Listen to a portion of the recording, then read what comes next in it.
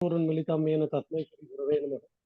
नमो विष्णुपदाय कृष्णप्रेष्ठाय भूतले श्रीमते भक्तिवेदान्तस्वामिनिति नामिने। नमस्ते सरस्वती देवी गौरवाणि प्रचारिणे निर्विशेष शून्यवादी पाश्चात्य देशतारिणे। वाञ्छाकल्पतरुभ्यश्च कृपा सिन्धुभ्येव च पतितानां पावनेभ्यो वैष्णवेभ्यो नमो नमः। श्री कृष्ण चैतन्य प्रभु नित्यानंद श्री अद्वैत गदाधर श्रीवासदि गौर भक्तवृंद। हरे कृष्णा कृष्णा कृष्णा हरे हरे, हरे राम राम राम हरे हरे। हरे कृष्णा। तो भक्ति शास्त्री कोर्स में सबका स्वागत है। हम लोग श्री उपदेशामृत ग्रंथ का अध्ययन कर रहे हैं। तो तीसरा श्लोक का हम लोग अध्ययन कर रहे हैं। उत्साह निश्चयात धैर्य तत्त कर्म प्रवर्तना संग त्यागा सतोवृत्ति षड्वीर भक्ति प्रसिद्धति। तो 6 प्रकार के जो चीज है वो भक्ति के लिए अनुकूल है, तो उससे भक्ति में हम लोग प्रगति कर सकते हैं। तो विभाग 1 में हम लोगों ने कल देखा, सबसे पहले ये भक्ति है क्या। अगर भक्ति के बारे में हमको ज्यादा इंफॉर्मेशन मिलेगा तो फिर भक्ति करने के लिए हमको क्या मिलेगा, प्रेरणा मिलेगी। इसके लिए प्रभुपाद जी जो है भक्ति क्या नहीं है, भक्ति क्या है, भक्ति कहाँ करे, भक्ति क्यों करे, कैसे करे, इन सब प्रश्नों का उत्तर दे दिया। फिर उसके बाद विभाग 2 में ये जो 6 चीजें हैं अनुकूल, जो भक्ति में हमको प्रगति करने के लिए मदद करते हैं, उनके बारे में बता रहे हैं। सबसे पहले उत्साह के बारे में हम लोगों ने चर्चा किया। तो प्रभुपाद जी इसकी व्याख्या करते हैं, बताते हैं कि उत्साह क्या है। उत्साह का मतलब बुद्धिपूर्वक किया गया प्रयास, केवल प्रयास नहीं, बुद्धिपूर्वक आपको प्रयास करना चाहिए, उसको बोलते हैं उत्साह। उसके बाद अभी दूसरा है निश्चयात। निश्चयात निश्चय करना है हमको, आगे क्या करना है, आगे कैसे बढ़ना है वो। जैसे मान लीजिए आप जो है कोई गाड़ी लेके जा रहे हैं और कोई अनजान जगह में आप जा रहे हैं, और सामान्यतः हम देखते हैं कि रोड के बगल में जो है सब किलोमीटर का स्टोन रहता है, किलोमीटर का पत्थर, मील का पत्थर, तो उसमें सब लिखा रहता है, फिर डायरेक्शन भी रहता है, लेफ्ट राइट, इधर जाएंगे तो इधर है, इधर है, ये रोड पे जाएंगे तो यहाँ पहुंचेंगे करके। अब मान लीजिए चौराहे पे आ गए हैं और अभी जो है कुछ उधर जो है डायरेक्शन नहीं है, फिर अभी आपको क्या करेंगे। फिर अभी अभी टोटल जो है इधर 4 रास्ते हैं। 4 रास्ते में से केवल एक रास्ते के बारे में आपको मालूम है, जो रास्ते से आप आए।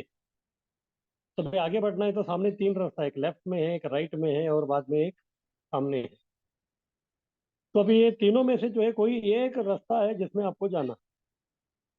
तो अगर वो सही रास्ते में जाना है तो सबसे पहले वो सही रास्ते के कौन सा है आपको मालूम होना चाहिए, इसके बारे में आपको निश्चय करना चाहिए। और जैसे आप उसके बारे में निश्चय करते हैं तो फिर बाद में उसी मार्ग में मैं जाऊंगा, ये विश्वास होना चाहिए। फिर बाद में बगल में और भी जो दो रास्ते जो थे, उसमें मुझे जाना नहीं है, क्योंकि वो मैं मुझे वो अपने गंतव्य स्थान तक लेके नहीं जाएगा। इस प्रकार का वो दूसरे जो मार्ग है उसमें अविश्वास होना भी बहुत आवश्यक है। नहीं तो फिर कभी कभी क्या होता है, 3 रास्ता है, हमको मालूम नहीं, कोई एक रास्ते में जाते हैं तो फिर बाद में थोड़ी देर जाने के बाद ऐसा लगता है कि शायद हम लोग गलत दिशा में तो नहीं जा रहे, शायद वो लेफ्ट वाला सही था क्या, राइट वाला सही था क्या। इस प्रकार से जो सही मार्ग में हम जा रहे हैं उसमें भी अविश्वास आ जाता है। इस प्रकार से वो अविश्वास आ गया तो फिर हम निश्चय नहीं कर पाते कि हमको करना क्या है। तो इसलिए भक्ति में भी ऐसे ही है। तो भक्ति में जो है कौन सा मार्ग में हमको जाना है, भक्ति का जो मार्ग जो आचार्य जो बताते हैं, उसमें हमारा पूर्ण विश्वास होना चाहिए। तो केवल वो विश्वास काम नहीं करेगा, बाकी जितने भी जो अन्य मार्ग है उसमें हमको अविश्वास रखना चाहिए। ज्ञान मार्ग, कर्म मार्ग, उपासना मार्ग, हाँ ध्यान मार्ग जो भी है ना, उसमें हमको अविश्वास रखना चाहिए, उसमें विश्वास नहीं रखना है, केवल भक्ति मार्ग में विश्वास रखना है। इसको बोलते हैं निश्चय। तो अभी ये दोनों के बारे में अभी प्रभुपाद जी समझा रहे हैं। सबसे पहले दूसरे मार्गों में अविश्वास। जब दूसरे मार्गों में अविश्वास होगा तभी सही मार्ग में जाने के लिए हमारा विश्वास आ जाता है। तो भक्ति सिद्धांत सरस्वती ठाकुर का अनुवृत्ति में इसके बारे में बताया है कि भुक्ति मुक्ति सिद्धि कामी, या इनमें जो हमको अविश्वास रखना है, यानी कि ये सब जो मार्ग है ये हमको भक्ति की तरफ लेके नहीं जाता। तो भुक्ति मुक्ति सिद्धि कामी सकले अशांत, कृष्ण भक्त निष्काम अतएव शांत। तो भुक्ति का मतलब क्या है, भुक्ति का मतलब है भोग करना, बस इतना है, भौतिक भोग करते रहो। तो हमको मालूम है केवल जो है भौतिक भोग करते रहेंगे तो फिर जो है आप कृष्ण को प्राप्त नहीं कर। कृष्ण गीता में भी इसी के बारे में बोलते हैं, भोग ऐश्वर्य प्रसक्ता नाम तया अपवर्त चेतसाम। तो जो व्यक्ति आसक्त है भोग के प्रति, वो व्यक्ति का व्यवसायत्मक बुद्धि नहीं है, और वो व्यक्ति अपना भक्ति का में प्रगति नहीं कर सकता, निश्चय नहीं कर सकता। तो उसके बाद मुक्ति, मुक्ति यानी कि जो ब्रह्मलीन होना चाहते हैं। ब्रह्मलीन भी जो हमारा गंतव्य स्थान नहीं है, क्योंकि वो आखिरी गंतव्य स्थान नहीं है, उसके आगे भी जो है और है। ब्रह्म ज्योति को पार करके आप आगे जाएंगे तो फिर तभी आध्यात्मिक जगत का जो है शुभारंभ होता है उधर। उसके बाद तीसरा है सिद्धि। कुछ लोग जो है अष्टांग योग करते हैं, फिर बाद में सिद्धि प्राप्त करने के लिए अलग अलग 8 प्रकार के सिद्धि है। लेकिन वो भी जो है रूपा जी बताते कि ये सब जो है भौतिक जादू है, भौतिक चमत्कार है, इससे आध्यात्मिकता का कोई लेना देना नहीं है। इस प्रकार से भुक्ति मुक्ति सिद्धि ये जो है सब अशांत है। क्यों अशांत है? क्योंकि उनका जो मार्ग है उससे केवल उनको भौतिकता का सुख मिलेगा, आध्यात्मिकता का रंच मात्र भी उनको सुख नहीं प्राप्त होगा। और आत्मा जो है कभी शांत होगा, आत्मा तभी शांत होगा जब उसको आध्यात्मिकता का खुराक मिलेगा, आहार मिलेगा तभी। तो इसीलिए जो भक्ति को छोड़ के अन्य दूसरे मार्ग मुक्ति मुक्ति सिद्धि में लगे हैं, उनका मन अशांत रहता है। और कृष्ण भक्त निष्काम अतएव शांत। तो कृष्ण भक्त जो है वो निष्काम है, उनका और कोई कामना नहीं है। भक्तों का जो है केवल एक ही कामना है, वो क्या है? कृष्ण को प्रसन्न करना, भक्ति में कार्य करते हुए गुरु को प्रसन्न करना, वैष्णवों को प्रसन्न करना। इसीलिए जो व्यक्ति स्वार्थी नहीं है, स्वार्थी न होने के कारण उनको उतना टेंशन नहीं है, इसलिए मन जो है अपने आप शांत रहता है। तो इस प्रकार से अन्य जो मार्ग है उसमें सबसे पहले हमको अविश्वास रखना चाहिए। उसमें सबसे पहले भक्ति मुक्ति सिद्धि अलग अलग प्रकार के जो है, ये भक्ति के जो विपरीत है उनमें हमको विश्वास नहीं रखना। आगे की।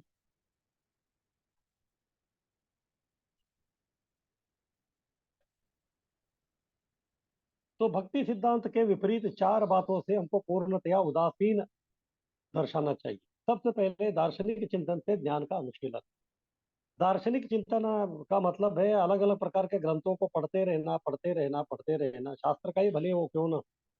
लेकिन इतना सब करने के बाद भी क्या करना है आपको अंत में? अगर वो निष्कर्ष तक आप नहीं पहुंच रहे हैं तो फिर इस प्रकार का दार्शनिक चिंतन का से जो है ज्ञान का अनुशीलन करना, अलग अलग प्रकार का ज्ञान को प्राप्त करके कुछ मतलब नहीं है।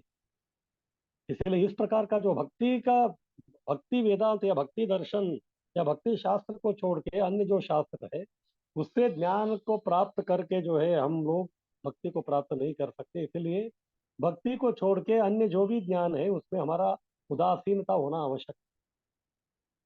उसके बाद दूसरा है सकाम कर्म से संसारी ऐश्वर्य का संग्रह करना। इसके प्रति भी हमको उदासीनता होना चाहिए। सकाम कर्म, सकाम कर्म यानी कि कर्मकांड, अलग अलग प्रकार के यज्ञ करते, तप करते, व्रत करते हैं। क्यों? क्योंकि कुछ तो उनको संसारी ऐश्वर्य चाहिए, या कुछ उनको संसारी भौतिकता का जो है कुछ तो मनोकामनाएं हैं, उसको उनको संपन्न करना है। तो उसके लिए वो लोग ये अलग अलग प्रकार के सकाम कर्म, सकाम यानी कि कामना के साथ किए हुए कर्म, या उसको कर्म कांड भी कहते हैं। तो इस प्रकार करते रहेंगे तो फिर उससे जो है भक्ति का कोई लेना देना नहीं है। इसीलिए उसके प्रति भी हमारी उदासीनता, उसमें अविश्वास होना बहुत आवश्यक है। उसके बाद योग सिद्धियां 8 प्रकार के हैं, अनिमा, लगिमा, गरिमा। उसके बारे में बाद में हम लोग चर्चा करेंगे कभी। तो इस प्रकार के जो 8 प्रकार के जो योग सिद्धियां हैं, ये भी एक प्रकार के जादू है। जादूगर भी कभी कभी ये सबको दिखाता है। तो इसीलिए भक्ति का भी इससे कोई लेना देना नहीं है।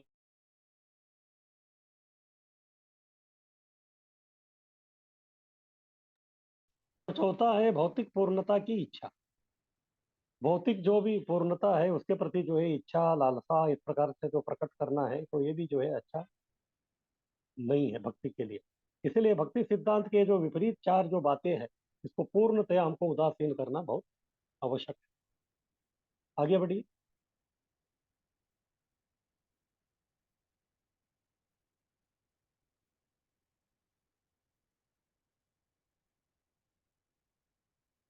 अभी जब मैं बता रहा था कि चौराहे में हम लोग खड़े हैं, हमको केवल एक ही मार्ग चुनना है, तो फिर जब हमको मालूम पड़ेगा कि बाकी मार्ग में मैं जाऊंगा तो वो उससे कुछ फायदा नहीं है, तो फिर तभी जो है उसमें अविश्वास आ जाता है।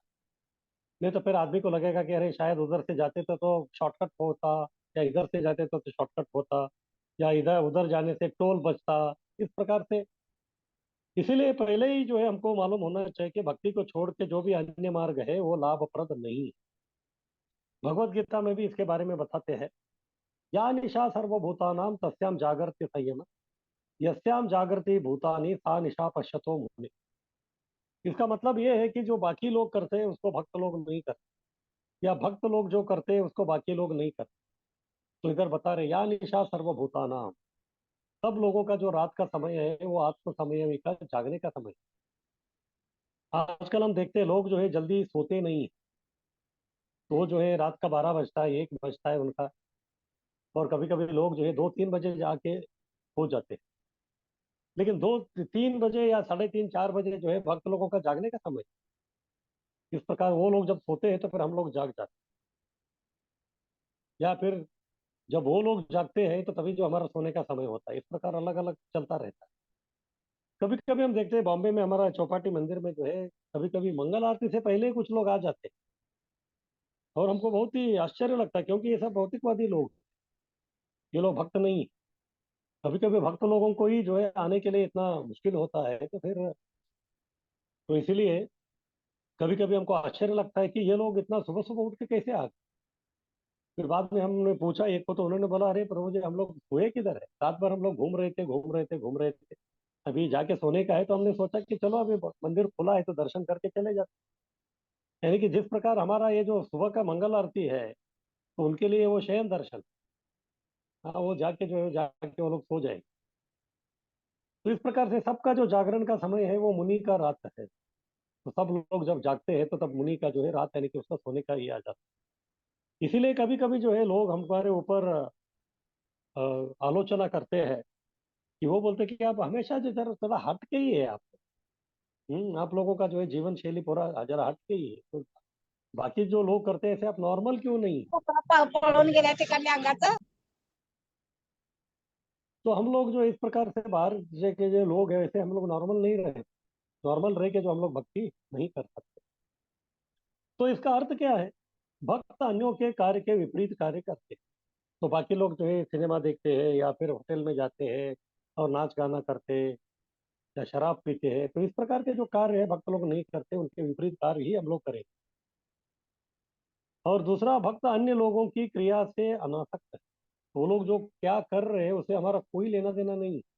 उनको जो करना है करने दीजिए, हमको जो है केवल अपना भक्ति ही करना है। क्योंकि हमको मालूम है अन्य जो मार्ग है वो भक्ति के लिए लाभप्रद नहीं है, उससे जो हमको कोई फायदा नहीं हो सकता। आगे कीजिए।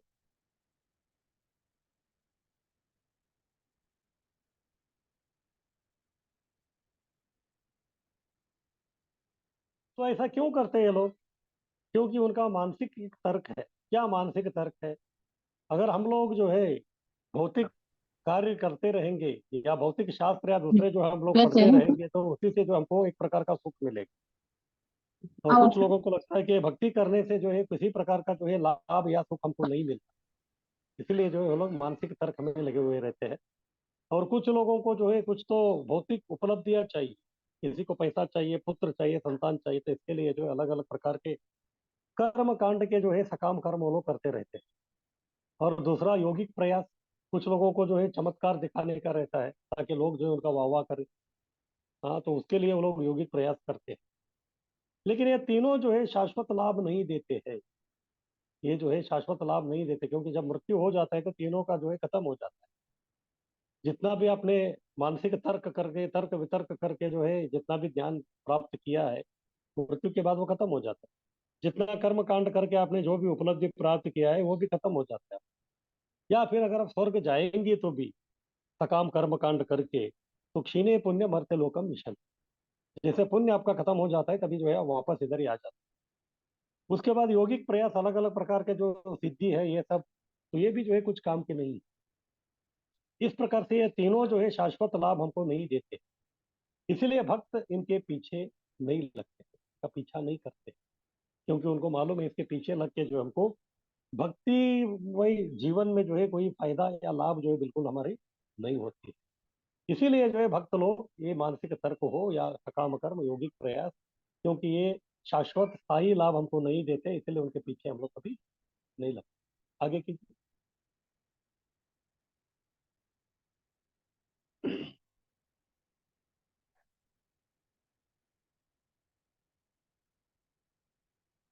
उसके बाद तीसरा कारण है अन्य मार्गों में अविश्वास रखने का।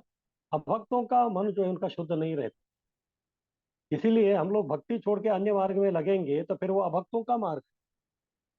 तो भक्ति छोड़ के अन्य मार्ग जो है वो अभक्तों का मार्ग है, तो उसमें आप जाएंगे तो जिस प्रकार से कोई भी अभक्त का मन शुद्ध नहीं रहता, उसी प्रकार हमारा भी मन शुद्ध नहीं रहता। और भक्ति करने के लिए जो हमको मन को शुद्ध करना है, चेतना को शुद्ध करना है, प्रज्ञा को शुद्ध करना है।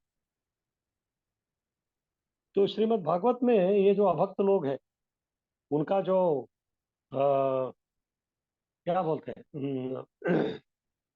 जो मन है वो किस प्रकार से है, किधर लगा हुआ है, तो उसके बारे में इधर बता रहे हैं। ये अन्य अरविंदाक्ष विमुक्त मानीन। तो इधर कर्मी या अभक्त लोगों के बारे में बता रहे हैं।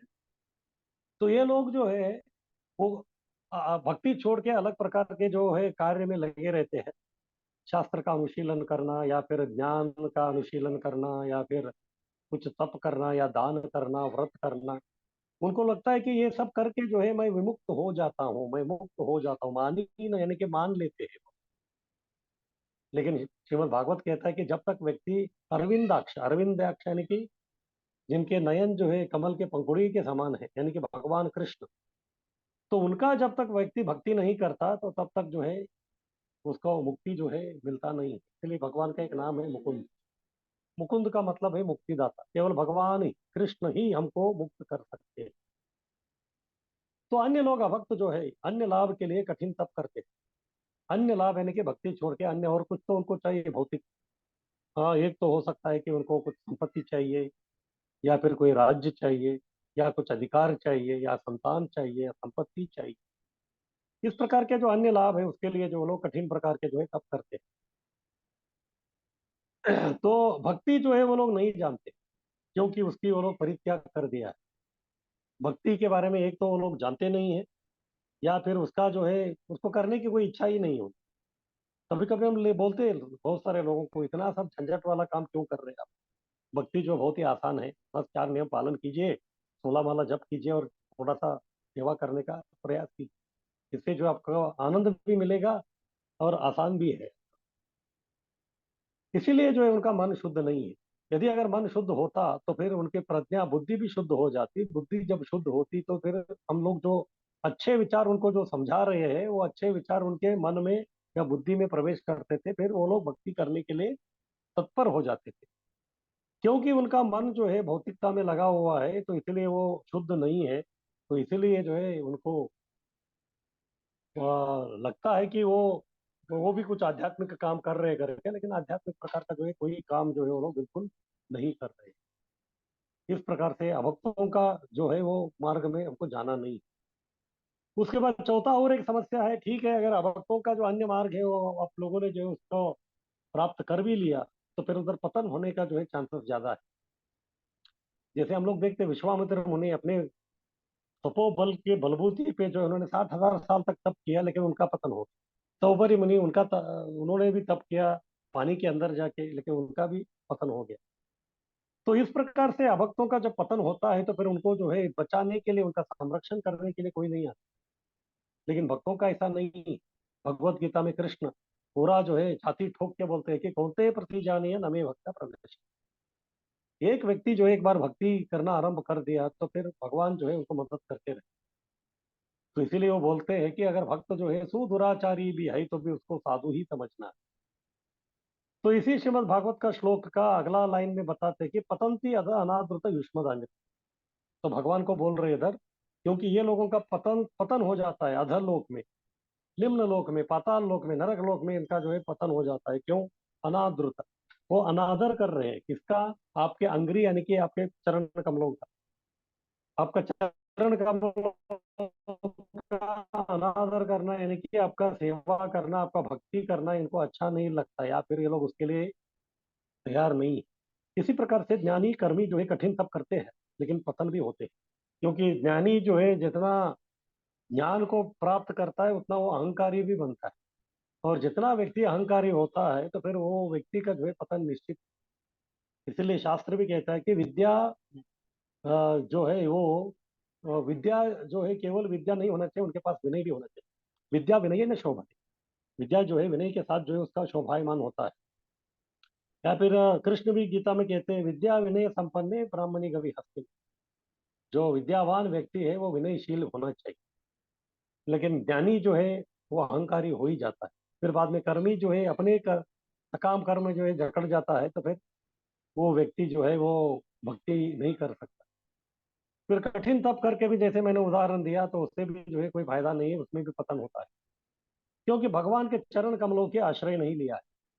भगवान के चरण कमलों के आश्रय लेने का मतलब उनका भक्ति कर, उनके चरण कमलों का जो है भक्ति करते रहना, तो यही जो है सबके लिए अच्छा है। इसलिए अभक्त यानी कि भक्ति छोड़ के अन्य मार्गों में आप विश्वास रख के वो अन्य मार्गों में जो है अगर आप अग्रसर होते जाएंगे, तो फिर कुछ समय के बाद जो है कुछ गड़बड़ हो गया तो फिर आपका पतन हो जाएगा। और जब आपका पतन होता हो जाएगा तो फिर आपको बचाने के लिए, आपका संरक्षण के लिए कोई व्यक्ति नहीं रहेगा। इस कारण जो है हमको अन्य मार्गों में अविश्वास रखना बहुत आवश्यक है। आगे कीजिए।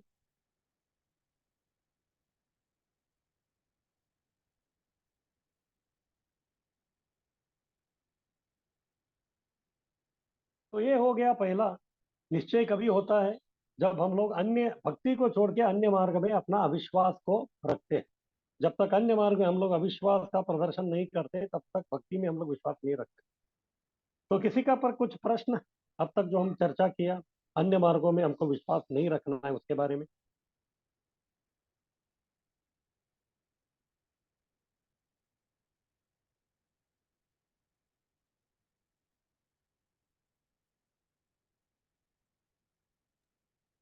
हरे कृष्णा गुरु जी, धन्यवाद प्रणाम। हरि बोल। अब आपने कहा कि गुरु और वैष्णव को और भगवान कृष्ण को प्रसन्न करना है, तो किस प्रकार से प्रसन्न किया जाए? बस उसके लिए एक मार्ग, एक ही मार्ग है, सेवा करते रहना पड़ेगा उनको। हाँ, जो है केवल सेवा के माध्यम से ही हम लोग जो है, गुरु हो वैष्णव हो हरि हो, सबको जो है सेवा के माध्यम से उनको हम लोग प्रसन्न करें। अगर आपको भी जो है अगर किसी को प्रसन्न करना है, तो फिर वो व्यक्ति आपका जब सेवा करेगा तो प्रसन्न हो जाता है। इसी प्रकार से गुरु वैष्णव ये सब लोग भी व्यक्ति है, उनका सेवा करने से भी प्रसन्न होता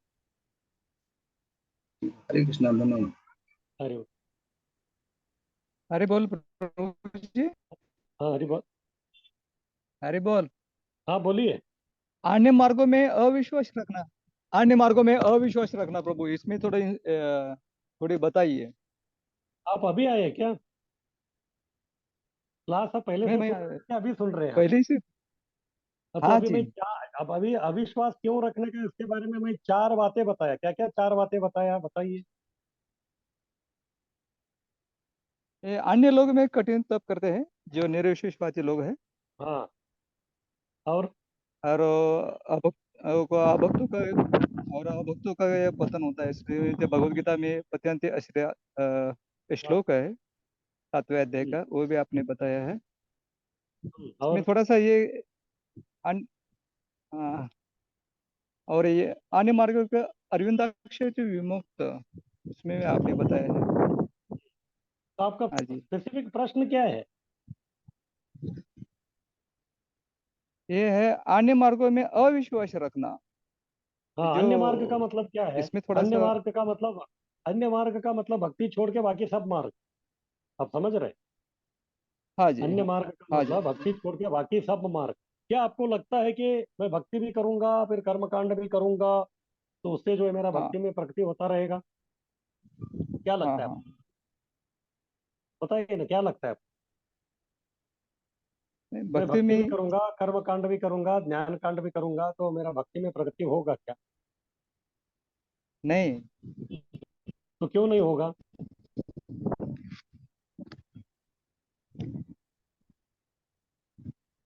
क्योंकि सब पूरा खिचड़ी हो जाएगा आपका। तो इसीलिए जो है अगर आपको भक्ति करनी है तो फिर बाकी सब छोड़ना पड़ेगा आपको। छोड़ना पड़ेगा कि नहीं छोड़ना पड़ेगा? हाँ तो इसलिए बाकी जो मार्ग है उसमें आपको विश्वास नहीं रखना है, उसको छोड़ना पड़ेगा। जब तक उसको आप नहीं छोड़ते तब तक हाँ जी। भक्ति में जीवन में आपका प्रगति नहीं होती। इसीलिए तो चार नियम का पालन ये सब हम लोग करते हैं। क्यों? क्योंकि वो नहीं तो फिर भक्ति में मुश्किल कर देता है। अरे, हाँ। थैंक तो ये, यू। हाँ, ये हो गया भक्ति को छोड़ के अन्य मार्गों में अविश्वास रखना। तो फिर बाद में अभी एक ही मार्ग है हमारा, बाकी सब मार्ग छोड़ दिया हमने, केवल भक्ति में हमको विश्वास भी रखना है। तब जाके गाड़ी आगे बढ़ेगा, हम निश्चय के साथ जो है भक्ति कर सकते हैं। तो इधर प्रभुपाद जी बता रहे जीव का स्वाभाविक स्थिति क्या है। जीवेर स्वरूप है कृष्णेर नित्य दास, लेकिन उनका स्वरूप जो है वो सच्चित आनंद है। सत का मतलब होता है कि वो सनातन है, सनातन काल से जो है जीव है, और कब से जो है जीव प्रकट हो गया है वो हम लोग नहीं समझ सकते। सनातन का समय से है। ये है धैर्य। हाँ, धैर्य का मतलब ये सनातन काल से जो है भक्ति करने का उसको चांसेस है, और भक्ति करते रहा है तो फिर वो धैर्य दिखा रहा है। उसके बाद चित्त यानी कि ज्ञान। ज्ञान यानी कि जब व्यक्ति को ज्ञान मिलता है तो फिर व्यक्ति जो है निश्चय निश्चय उसके उसमें आ जाता है। ठीक है भाई, बोलो तो जब इन्फॉर्मेशन मिलता है कि ये मार्ग सही है तो फिर वो निश्चय कर लेता है कि बस मैं इसी मार्ग पे जाऊंगा। फिर उसके बाद जब आनंद, आनंद यानी कि उत्साह, जब व्यक्ति उत्साही रहता है तभी उसके चेहरे में आनंद दिखता है। अगर वो उत्साही नहीं है, सो रहा है, तो उसके चेहरे में आनंद नहीं आता। इस प्रकार से जीव का स्वाभाविक स्थिति भी सच्चिद आनंद है, यानी कि उसके लिए उसको उत्साह निश्चय धैर्य दिखाना ही है। तो इसीलिए आप भले ही चाहे या न चाहे, अगर आपको जीवन में कम से कम आनंद भी चाहिए तो फिर आपको जो है उत्साह निश्चय धैर्य तीनों जो है आपके जीवन में दिखाना ही पड़ेगा। जब आप उत्साह निश्चय धैर्य जीवन में दिखाएंगे तब जाके जो है हम लोग आनंदित होंगे, फिर भक्ति करने के लिए हम तैयार होंगे और भक्ति में हम लोग विश्वास रख सकते हैं। ये हमारा स्वाभाविक स्थिति ही है, क्योंकि आनंदमयो भयसात, जीव का स्वभाव जो है आनंदमय है, वो आनंद की खोज में है। और वो आनंद जो है भक्ति में उत्साह दिखाने से होगा, फिर ज्ञान मिलेगा तो निश्चय बढ़ेगा। फिर क्योंकि वो जीव सनातन है, सनातन यानी कि पहले वो कहाँ था, गोलोक वृंदावन में, फिर से वो गोलोक वृंदावन में जाके ही वो आनंदित होगा। तब तक उसको धैर्य रखना है। जब तक हम लोग जो है वापस बैक टू गॉडेड नहीं जाते तब तक धैर्य रखना है। तो इस प्रकार से तीनों चीज उत्साह निश्चय धैर्य हमारे लिए स्वाभाविक। आगे कीजिए। अभी नहीं की।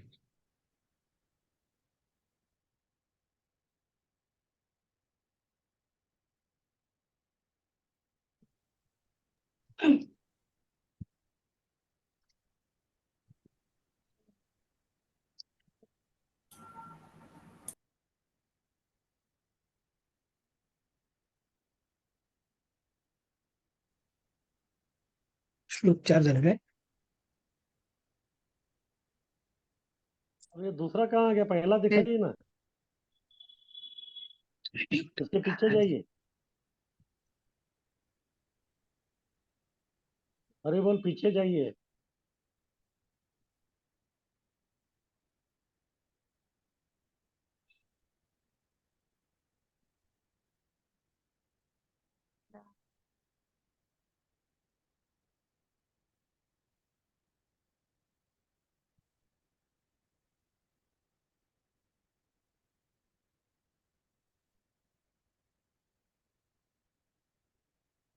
ये हो गया, इसके आगे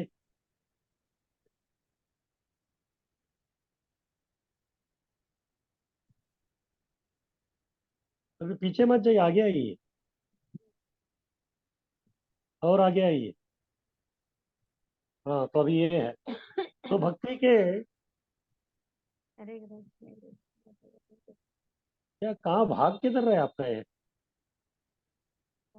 ऐसा क्यों आगे आगे जा रहा है ये।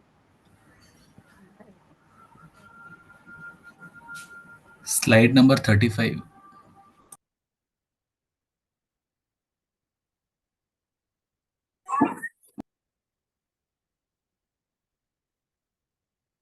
हरे कृष्ण।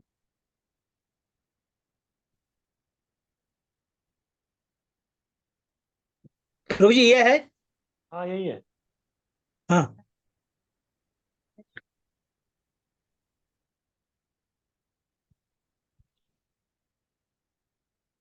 तो आगे बता रहे हैं कि भक्ति के जो 6 लाभ है वो निश्चय को बढ़ाते हैं। ये है 6P। जो भक्ति करने से जो है ये 6 प्रकार के हमको लाभ मिलते हैं। तो जो 6 प्रकार के लाभ हमको जो मिलते हैं उसे निश्चय अपने आप बढ़ जाता है। सबसे पहला है परफेक्शन, यानी कि परिपूर्णता। भक्ति जो है जीव का प्राण है, आत्मा है, वांछित लक्ष्य है और परम सिद्धि है। जीव का प्राण है, भक्ति के बिना जो है आदमी जिंदा नहीं रह सकता। जैसे जल जो है मछली का प्राण है। हाँ, जल बिन मछली, तो उसको जो है बाहर निकालेंगे तो उसका प्राण जैसे निकल जाता है, वैसे आत्मा का जो प्राण है वो भक्ति है।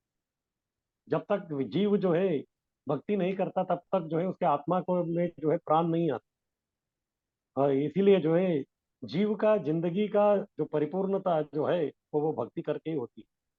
फिर वही जो उनका आत्मा है, ये आत्मा की तड़प है भक्ति। आत्मा हमेशा जो है भक्ति के बारे में, भक्ति का भूखा है आत्मा कितने जन्मों से। अगर उसको दे देंगे तो फिर आत्मा भी परिपूर्ण बन जाएगी, सिद्ध बन जाएगी। और ये वांछित लक्ष्य है। तो अभी जीव को क्या करना है? जीव इधर पतन हो गया है, उसको वापस जाना है। तो वापस जाना है तो फिर क्या करना पड़ेगा? तो गॉड जाना है तो फिर उसको भक्ति करनी पड़ेगी। ये उसका वांछित लक्ष्य है, कृष्ण प्रेम प्राप्त करने की। और यही परम सिद्धि है। इससे बढ़कर और बड़ा जो सिद्धि या परिपूर्णता और कुछ नहीं है। ये सर्वोच्च सिद्धि है, सर्वोच्च परिपूर्णता या परफेक्शन। इसलिए भक्ति जीव का ये प्राण आत्मा वांछित लक्ष्य परम सिद्धि होने के कारण भक्ति जो है व्यक्ति भक्ति करता है तो वो परिपूर्ण हो जाता है। ये परिपूर्णता का लाभ उसको मिलता है तो फिर उसका निश्चय अपने आप बढ़ जाता है। आगे कीजिए।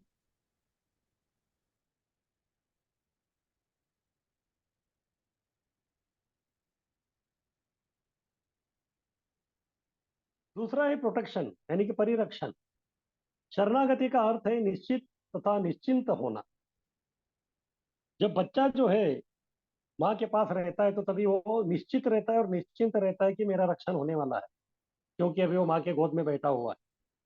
माँ का गोद जो है उससे उसको पूरा एक प्रकार का परिरक्षण, संपूर्ण रक्षण मिलता है। इसी प्रकार से जब भक्त जो है भगवान की भक्ति करता है तो तभी वो निश्चित और निश्चिंत हो जाता है कि बस अभी भगवान मुझे सब देख लेंगे, योगक्षेमम वहां में हम। तो प्रभुपाद जी इसको समझाने के लिए एक उदाहरण दे रहे हैं। नव विवाहित कन्या को संतान प्राप्ति के लिए पति के प्रति विश्वस्त होकर समर्पित होना होगा। अभी अभी जो है दोनों का दूल्हा दुल्हन का जो है शादी हो गया है, और कन्या जो अगर संतान प्राप्त करना चाहती है तो संतान प्राप्ति के लिए उसको जो है अपने पति से जो है पूरा समर्पित होना पड़ेगा और विश्वस्त होना पड़ेगा। विश्वास रख के जब वो पति के प्रति पूरा समर्पित जब हो जाती है तो फिर कालांतर में उसको संतान प्राप्ति होती है। तो इसी प्रकार से भक्ति में भी जो है व्यक्ति गुरु के प्रति जो है पूरा समर्पित हो जाता है। तो गुरु जो है जब उनका समर्पण भाव देखते हैं तो फिर उसके हृदय में जो है ये भक्तिलता बीज वो डाल देते हैं। और वही भक्तिलता बीज जो है आगे बढ़ा होके होके होके जो है एक दिन जो है वो जैसे इधर संतान बाहर आता है तो फिर वैसे वो भी जो है फलीभूत हो जाता है। इसी तरह भक्ति में समर्पण के लिए विश्वस्त होना है। कैसे विश्वस्त होना है? अवश्य रक्षे भी कृष्ण, ये शरणागति का लक्षण। कुछ भी वो कृष्ण जो है मेरा रक्षण करेंगे, ये विश्वास होना जो है बहुत आवश्यक है। जैसे द्रौपदी थी, द्रौपदी को विश्वास था कि कृष्ण जो है मेरी रक्षा करेंगे।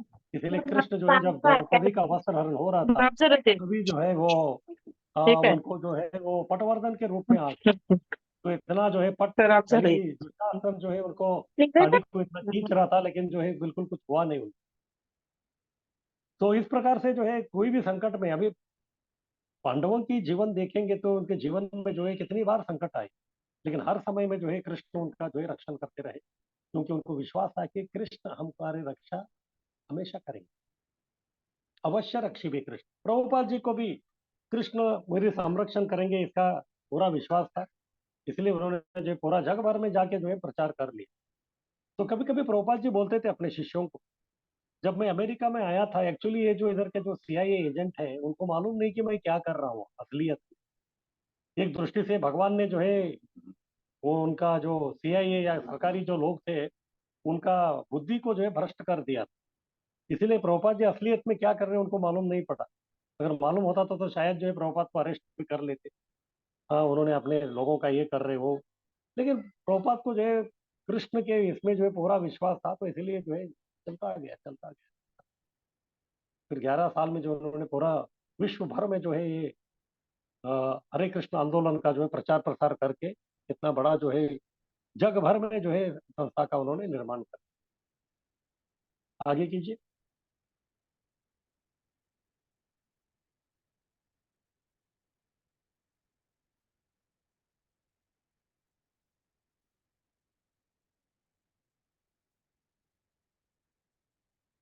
तो फिर विश्वास क्या है? विश्वास ये है कि कृष्ण निश्चित रूप से मेरी रक्षा करेंगे, भक्ति की सफलता में वो मेरी सहायता करेंगे। ये जो है विश्वास है। हम होंगे कामयाब एक दिन, मन में है विश्वास, हो रहा है विश्वास। निश्चित रूप से कृष्ण जो है मेरी रक्षा करेंगे ही। कभी कभी जटायु का प्रसंग में जो है ऐसा होता है कि अरे, राम जी ने उनका रक्षा नहीं किया। तो ठीक है, राम जी ने जो है उनका भौतिक जो शरीर था उसका रक्षा नहीं किया, लेकिन उनका आत्मा को कहाँ भेज दिया उन्होंने? डायरेक्ट जो है साकेत धाम में भेज दिया। क्यों? अपने हाथों से उसका जो है उन्होंने अंतिम संस्कार किया था। कितना सौभाग्य है!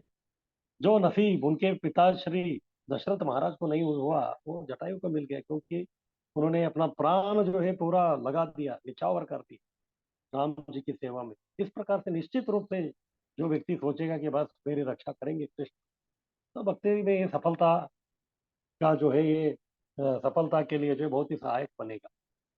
इसी के बारे में भगवत गीता में भी कृष्ण कहते हैं, कौनते प्रतिजानीय न मैं भक्ता प्रणश्यति। अर्जुन को बोल रहे कि निडर होकर घोषित करो कि मेरा भक्त कभी नाश नहीं हो। कौन बोल रहे? कृष्ण। अभी भगवत गीता कौन बोल रहे थे? कृष्ण ही बोल रहे थे। अभी ये डायरेक्ट कृष्ण ही बोल सकते थे मेरी भक्त का जो है कभी उनका विनाश नहीं होता करके, लेकिन वो इनको क्यों बोल रहे हैं? इनको, अर्जुन को बोलने का क्या जरूरी है? वो बोल रहे कि कौनते, आप बताइए कि मेरा भक्त का जो है कभी पतन नहीं होता। क्योंकि शायद कृष्ण को ऐसा लग रहा था कि शायद जो है लोगों को जो है मेरे ऊपर जो उतना विश्वास नहीं होगा, क्योंकि मैंने गोपियों को वचन दिया था कि मैं आऊंगा करके, आज तक उधर गया नहीं। लेकिन अभी ये जो जो घोषणा करना है ये भक्तों के मामले में करना है, तो फिर जब भक्तों का मामला आता है तो कृष्ण जो है बहुत ही संवेदनशील हो जाते हैं। इसलिए वो इसमें जो है वो कोई चांस लेना नहीं चाहते।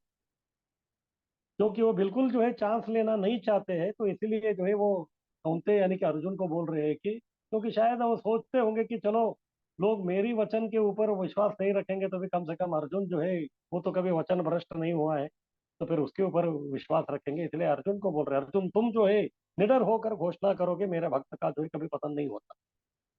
ऐसा वो उनको बोल रहे हैं। तो इसका मतलब दूसरा भी है। अभी अर्जुन का जो है एक दृष्टि से कुरुक्षेत्र युद्ध में जो है पतन हो गया है।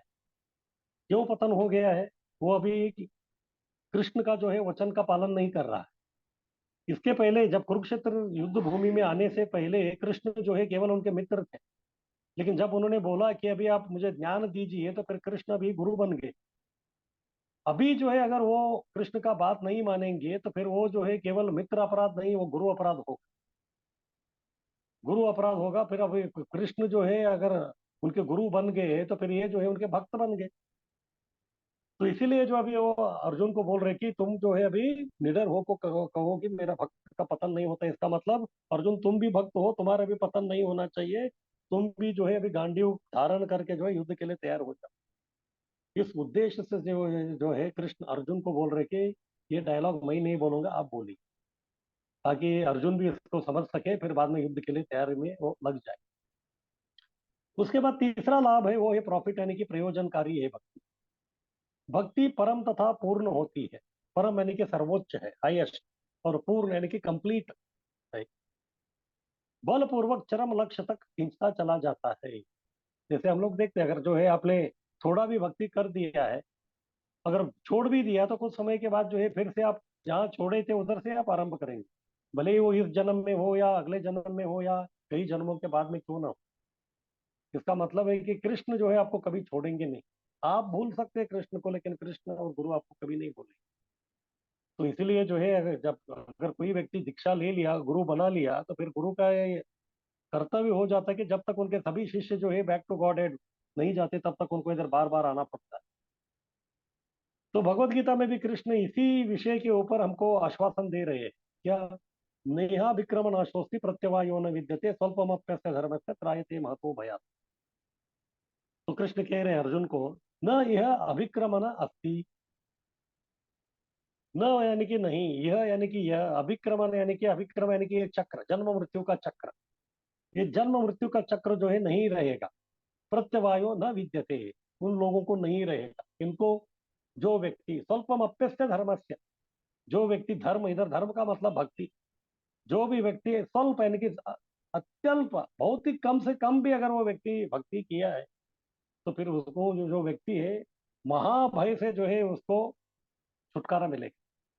तो महाभय क्या है? महाभय जो है, बार बार हमको जन्म मृत्यु के चक्र में गिरते रहना जो है, ये महाभय है। तो इसीलिए बोल रहे, जब व्यक्ति थोड़ा भी भक्ति करेगा, तो अगर वो मान लीजिए 5% इस जन्म में भक्ति किया है और कुछ कारणवश उसने छोड़ दिया, तो फिर अगले जन्म में जो है 6% से वो आरंभ करेगा, यानी कि ये कभी खत्म नहीं होता। जैसे अजामिल के जीवन में हम देखते हैं, बचपन में बहुत ही धर्मनिष्ठ था, वो धर्मात्मा था, अच्छी तरह से जो है शालिग्राम का पूजा करता था, ब्राह्मण था, अलग अलग प्रकार का पूजा विधि सब उसने कर लिया। और यौवन में जो है दुर्भाग्यवश उसका पतन हो गया। लेकिन जब अंत में जो है फिर से विष्णु दूतों का उनको संपर्क में आ गया, तो फिर से जो है उसका भक्ति फिर से शुभारंभ वालो चालू हो गई। फिर उसके बाद जो है यमदूतों से बचने के बाद वो व्यक्ति जो है अपना गांव छोड़ के हरिद्वार जाके जो है अपना जीवन को परिपूर्ण कर दिया। तो इस प्रकार से जो है भक्ति जो है बहुत ही प्रॉफिटेबल है, बहुत ही प्रयोजनकारी है। इसमें जो है कभी आपको हानि यानी कि लॉस होने का चांस ही नहीं।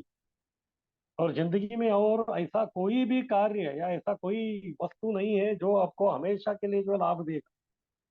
तो ये जो है शाश्वत लाभ देने वाला, शाश्वत प्रयोजन देने वाला चीज है भक्ति। इसलिए भक्ति परम है और पूर्ण भी है। आगे कीजिए।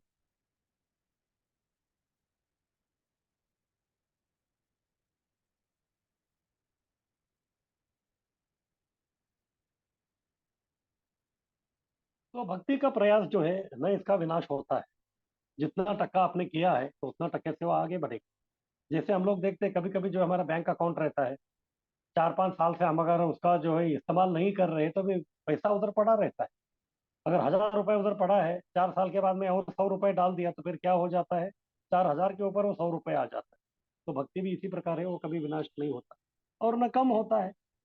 जैसे बैंक में अकाउंट हमारा रहता है, तो फिर वो पैसा कभी कम नहीं होता। हाँ, उल्टे में जो है इंटरेस्ट के साथ वो कभी बढ़ते जाता है। तो इस प्रकार से भक्ति का प्रयास भी जो है वो कभी विनाश नहीं होता और कभी कम भी नहीं होता। और थोड़ी प्रगति भी जो है भयंकर भय यानी कि जन्म मृत्यु का ये जो चक्र है, इस प्रकार का ये जो भयंकर भय है, उससे ये रक्षा करती है।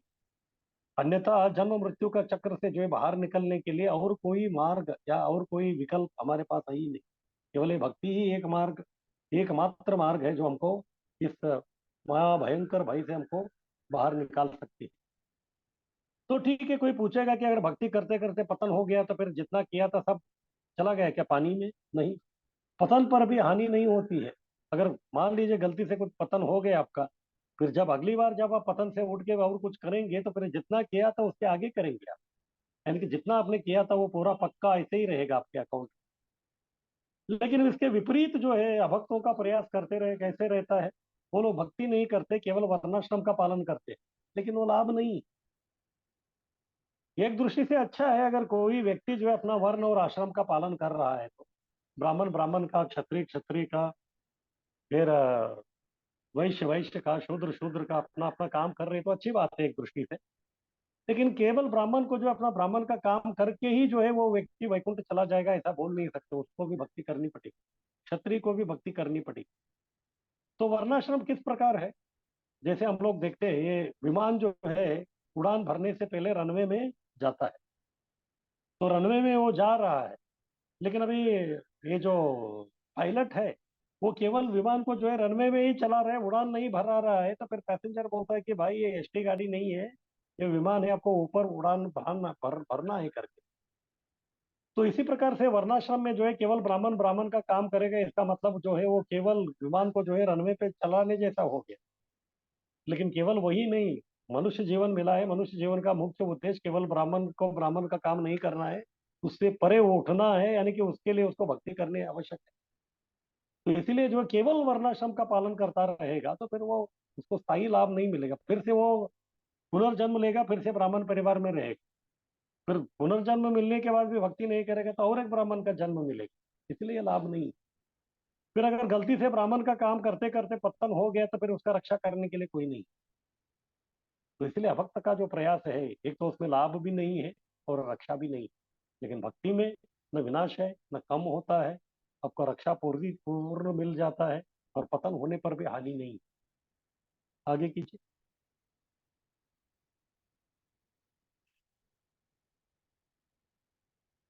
चौथा है पावरफुल, यानी कि भक्ति जो है बहुत ही प्रबल शक्तिशाली है। श्रीमद् भागवत में पहले स्कंद में इसके बारे में बताया है, भक्ति अहेतु की अप्रतिहता, ये आत्मासु प्रसीदति। तो भक्ति के दो लक्षण है, अहेतु की और अप्रतिहता। अगर किसी को पूछेंगे कि अब आपको भक्ति कैसे मिल गई, तो एग्जैक्टली ये करने से मुझे भक्ति मिल गई ऐसा कोई बोल नहीं सकता। उसके कारण जो है हमको समझ में नहीं आता, वो केवल कृष्ण को मालूम। अहेतु की यानी कि उसका हेतु क्या था जिसकी वजह से हमको मिल गया, वो बताना जो है कभी कभी कठिन हो जाता है। जैसे हम लोग रास्ते में जाते रहते हैं और अचानक जो है कुत्ता आ जाता है, हमने उसको कुछ नहीं किया, उसको पत्थर नहीं फेंका, कुछ भी नहीं किया, लेकिन आके जो हमको वो काट के चला जाता है, ये इसको बोलते हैं अहेतु की। कोई हेतु नहीं था फिर भी आके वो काट के चला गया। तो इसी प्रकार कभी कभी जो हम लोग भक्ति के योग्य नहीं थे, लेकिन बस कुछ तो अहेतु की कृपा थी, उसकी वजह से हमको मिल गई। फिर ठीक है, मिल तो गई, फिर उसके बाद वो रुकती नहीं है, अप्रतिहता, वो चलती रहेगी। जैसे गंगा नदी जो है गोमुख से आरंभ होती है, लेकिन जब तक वो सागर से उनका संगम नहीं होता तब तक बहती रहती है। तो इसी प्रकार से भक्ति भी जो है वो बहती रहती है, वो कभी रुकेगी नहीं जब तक आप गोलोक वृंदावन जाके कृष्ण का चरण कमलों का आश्रय नहीं लेते तब तक। इसलिए भक्ति जो इतनी पावरफुल है, इतनी पावरफुल है, वो इतनी कृपा से हमको मिलती है। फिर बाद में एक बार चालू हो गए तो जब तक आप अपना टारगेट नहीं पहुंचते तब तक वो छोड़ेगी नहीं। आपको जो है पुश करते करते, इतनी पावरफुल है वो, प्रबल है कि वो आपको पुश करते करते करते जो है जब तक गोलोक नहीं पहुंचते तब तक आपके पीछे लगी रहेगी। इसलिए भक्ति जो है अहेतु की, यानी कि ना किसी संसारी कारण का फल है। मैं इतना दान दिया था, मैंने इतना ये किया था, इसके लिए मुझे भक्ति मिल गया, ऐसा हम बोल नहीं सकते। ये बहुत ही गुप्त है, ये क्यों है और एक कृपा किस प्रकार से हमारे ऊपर हो गया, हम बोल नहीं सकते। और ना कोई भौतिक बाधा से कम होता है, और एक बार जो अगर आरंभ हो गई तो फिर जो है उसको कोई रोक नहीं सकता।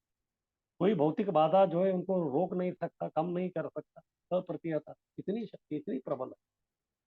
आगे कीजिए।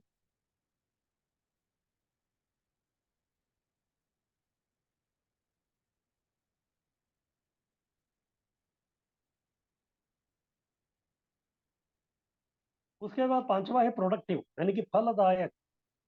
जैसे कोई कार्य हम करना चाहते हैं तो उसके पहले जो है करने से पहले पूछते हैं इससे क्या फल मिलेगा।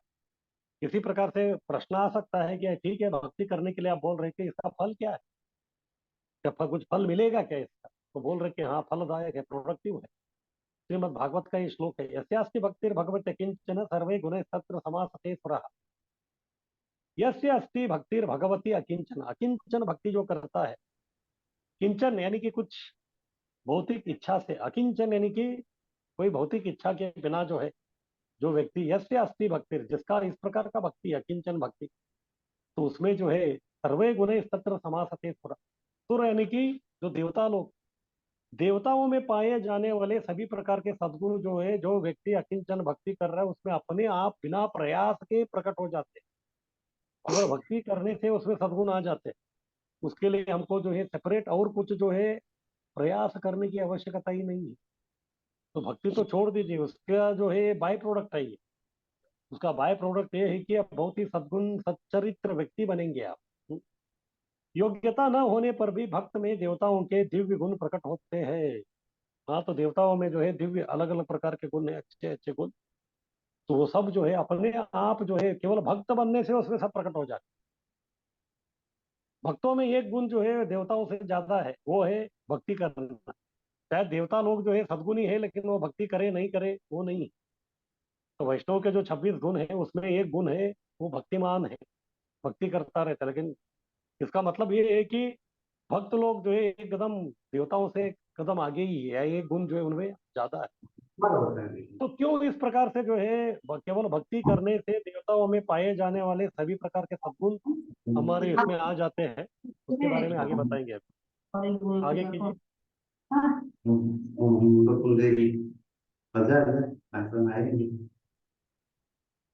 ये कौन तो होगा ना शादी का ना। तो ये भी इधर बता रहे हैं कि क्यों इनमें जो है सभी देवताओं के जो है अच्छे अच्छे सद्गुण जो है प्रकट होते हैं, क्योंकि भक्त लोग परिशुद्ध है। उनकी परिशुद्धता को देख के जो है देवता लोग जो है अपने सब सद्गुण उनमें दे देते हैं। जैसे हम भी देखते हैं, शिष्य का जो है परिशुद्धता, उसका समर्पणा भाव, जैसे गुरु देखते हैं तो वो अपने यहाँ के सब सद्गुण उनको दे देते हैं। इसलिए कभी कभी जो है शिष्यों को देख के समझ में आ जाता है कि ये किनके शिष्य हैं, क्योंकि उनके गुरु के जो सद्गुण है उनमें जो है प्रतिफलित होते रहते हैं, रिफ्लेक्ट होते रहते हैं। इसलिए भक्त जो है भौतिक प्रपंच में रुचि नहीं रखता है। भक्त जो है बिल्कुल भौतिक ये जो संसारिकता है इसमें जो है बिल्कुल उसको रुचि जो है नहीं है। क्यों? क्योंकि वो परिशुद्ध है, और भौतिक प्रपंच में जो है वो परिशुद्ध कुछ है ही नहीं।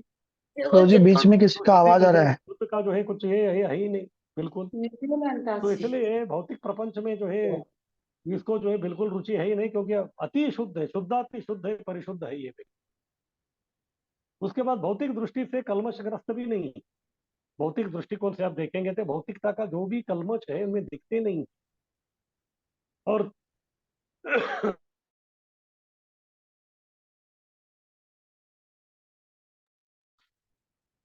तो तीसरा है दिव्य स्तर पर ये व्यक्ति स्थिर है। जो भौतिकता के परे जो आध्यात्मिकता का एक भक्ति का जो स्थान है उधर जो है वो व्यक्ति, इसलिए वो परिशुद्ध होने के कारण उनमें अलग अलग प्रकार के सद्गुण जो है वो दिखने लगते हैं। तो इस प्रकार से ये जो 6 लाभ है भक्ति करने से व्यक्ति को मिल जाता है। तो ये 6 लाभ देखने से जो है व्यक्ति निश्चय कर लेता है कि चलो भाई ये तो फायदे वाला ये है, तो इसी में जो है मैं इन्वेस्टमेंट करूंगा। तो फिर लोग ये 6 प्रकार के लाभ देख के जो है भक्ति में इन्वेस्टमेंट करने के लिए तैयार हो जाते हैं। आगे कीजिए।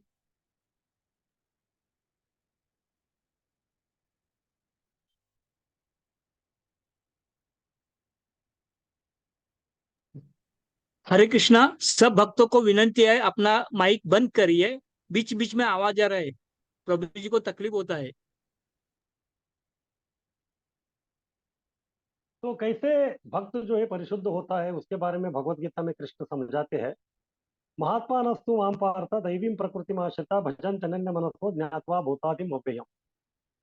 क्यों आता परिशुद्ध माईक है? बंद ना, म्यूट म्हणजे बंद ना, म्यूट त्यांना आवाज जाते. नाही आता केला म्यूट, तुमचं बोलतात आवाज येते.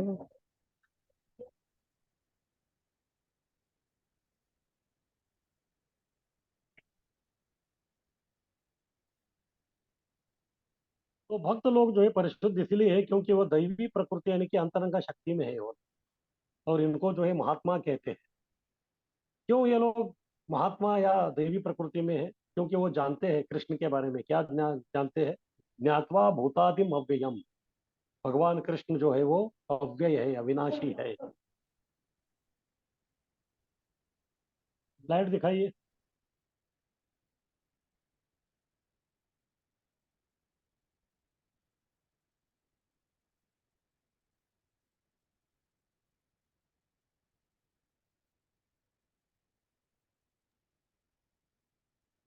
अभी आगे चले गए आप।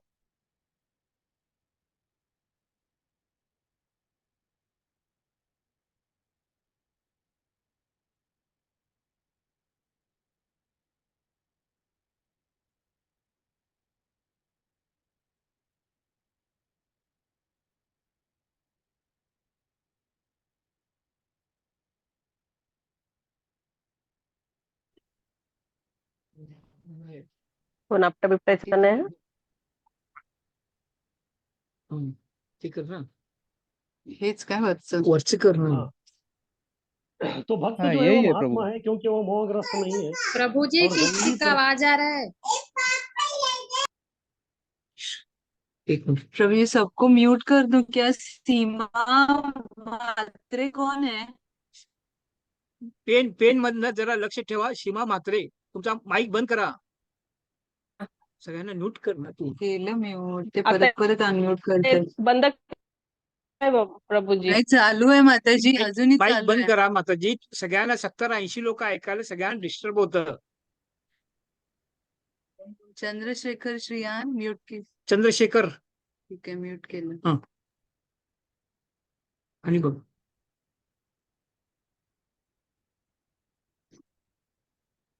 सगळ्यांना बंद करून टाकायचं.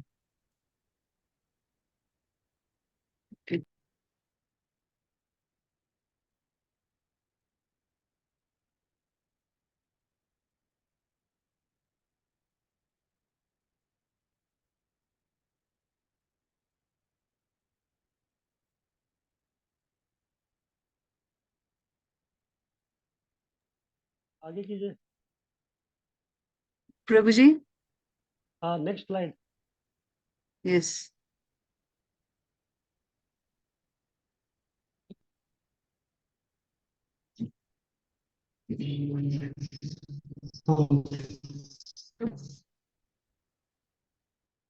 तो भक्त जो है महात्मा है, वो मोहग्रस्त नहीं होता, क्योंकि वो दैवी प्रकृति यानी कि भगवान के अंतरंगा शक्ति के संरक्षण में है, और पूर्णतया वो व्यक्ति जो है भक्ति में तल्लीन है। और तल्लीन किस प्रकार से है? वो भगवान को जानता है कि भगवान ही आदि पुरुष है और वो अविनाशी है, ये समझते हैं। इसीलिए जो है वो केवल भक्ति करते रहते हैं, अंतरंगा शक्ति में है, माया शक्ति में वो नहीं है, इसलिए वो परिशुद्ध है। आगे कीजिए।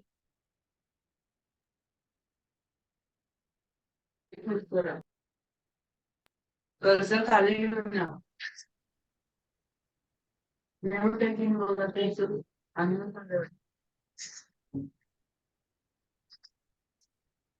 तो ये हो गया निश्चयात। तो किसी का कुछ प्रश्न है इसके बारे में, निश्चयात के बारे में?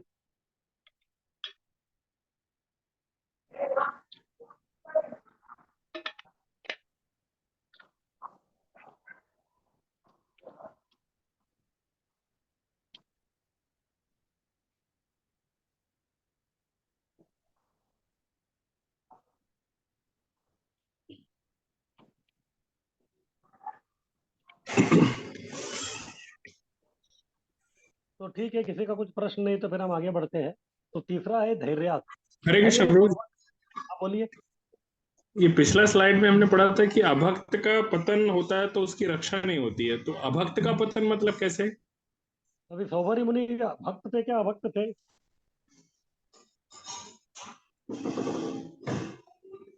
सौभरी मुनि, विश्वामित्र मुनि, ये जो लोग थे, ये भक्त थे क्या अभक्त थे? तो वो लोग अभक्त थे। जब उनका पतन हो रहा था तो कृष्ण ने कहाँ बचा लिया उनको? 60,000 साल उन्होंने तप किया, तो फिर मेरा तो इनका घुंघरू की आवाज से तो उनका पतन हो गया। लेकिन भक्तों का ऐसा नहीं होता, कृष्ण जो है उनको बचा लेते हैं। हम्म।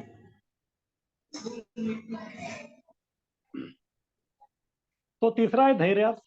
तो कल मैं बता रहा था, कोई भी कार्य आरंभ करने के लिए उत्साह चाहिए, और उसे बनाए रखने के लिए हमको निश्चय चाहिए, और उसको पूरा करने के लिए धैर्य चाहिए। धैर्य पूर्वक हमको जो है कार्य को संपन्न करना है। क्यों? कृष्ण भावना कार्य संपन्नता के लिए धैर्य निश्चय दोनों की जरूरी है। अगर कोई कार्य हमको संपन्न करना है तो धैर्य भी चाहिए और निश्चय भी चाहिए। जब तक ये दोनों नहीं मिलती तब तक जो है कोई कार्य जो है संपन्न नहीं होता। तो प्रभुपाद जी एक अपने लेक्चर में जो है एक प्रसंग बताते हैं चार्ली चैपलिन का। तो चार्ली चैपलिन जो है एक बार कोई एक प्रोग्राम में गए रहते हैं, डांस का प्रोग्राम रहता है। फिर डांस चलता रहता है तो ये कुर्सी में बैठे रहते हैं। फिर आप देखते हैं कि उनका जो है बहुत ही लंबा ओवर कोट रहता है। वो जो है वो जंगा तक जो है उनका वो कोट आता है उधर। फिर कोई जो है उनको डांस करने के लिए बुलाते हैं, तो कुर्सी से उठ जाते हैं, तो उनका जो कोट जो है वो कोई एक किले को लग जाता है, तो फिर वो फट जाता है एक तरफ से। अभी इतने सब लोग हैं उधर, पूरा बड़ा पार्टी चल रहा है, तो पार्टी में जो एक तरफ से जो है आपका पूरा ओपन हो गया वो, तो फिर वो अच्छा नहीं है ना।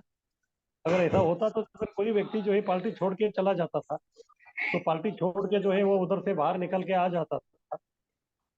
लेकिन ये जो है अपना धैर्य नहीं खोए, वो अपना नहीं धैर्य नहीं खोए, फिर बाद में अपना बुद्धि का इस्तेमाल किया उन्होंने, और निश्चय कर लिया कि बस अभी जो है मुझे उत्साह दिखाना ही है ये परिस्थिति में। तो एक तरफ वो फटा हुआ था, तो उन्होंने जो है कैंची ले लिया, फिर दूसरी तरफ से भी उन्होंने फाड़ लिया।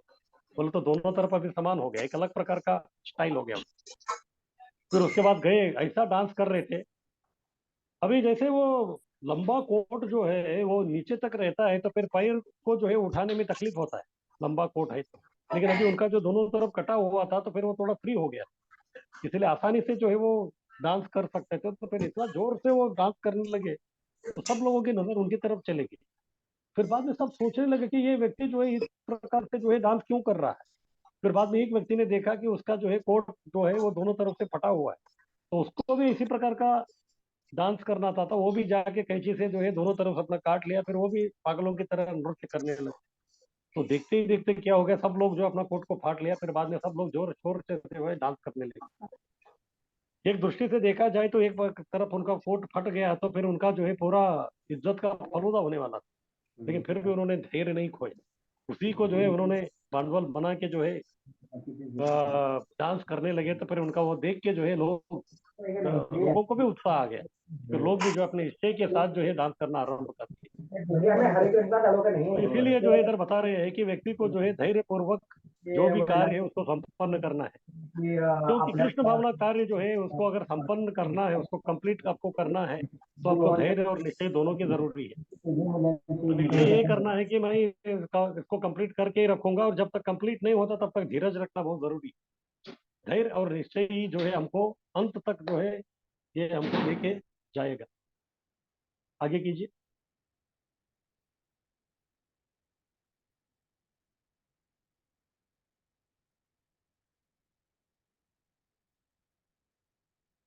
तो ठीक है, इसका विधि क्या है? तो भक्ति करने के लिए अधीर न हो।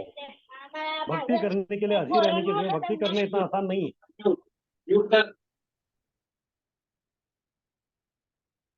तो भक्ति करना जो है इतना आसान नहीं है, उसमें जो है कई सारे बाधाएं आ सकती है, लेकिन फिर भी जो हमको अपना धैर्य नहीं खोना है, धीरज रखना है, अधीर नहीं होना है, तो तब जाके जो है हम भक्ति को जो है कंप्लीट कर सकते हैं।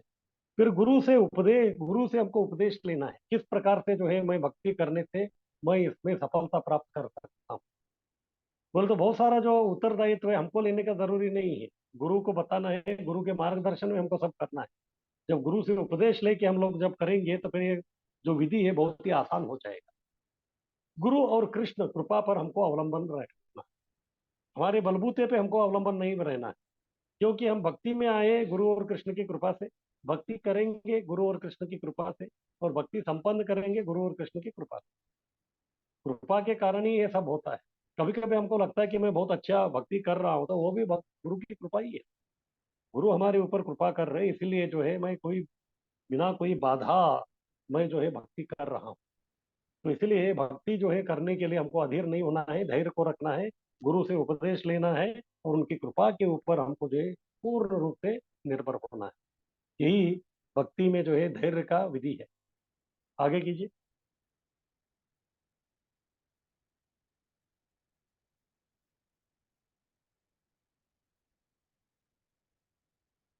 तो प्रभुपाद जी उदाहरण बता रहे हैं अपने खुद के जीवन का, किस प्रकार उन्होंने धैर्य नहीं खोया।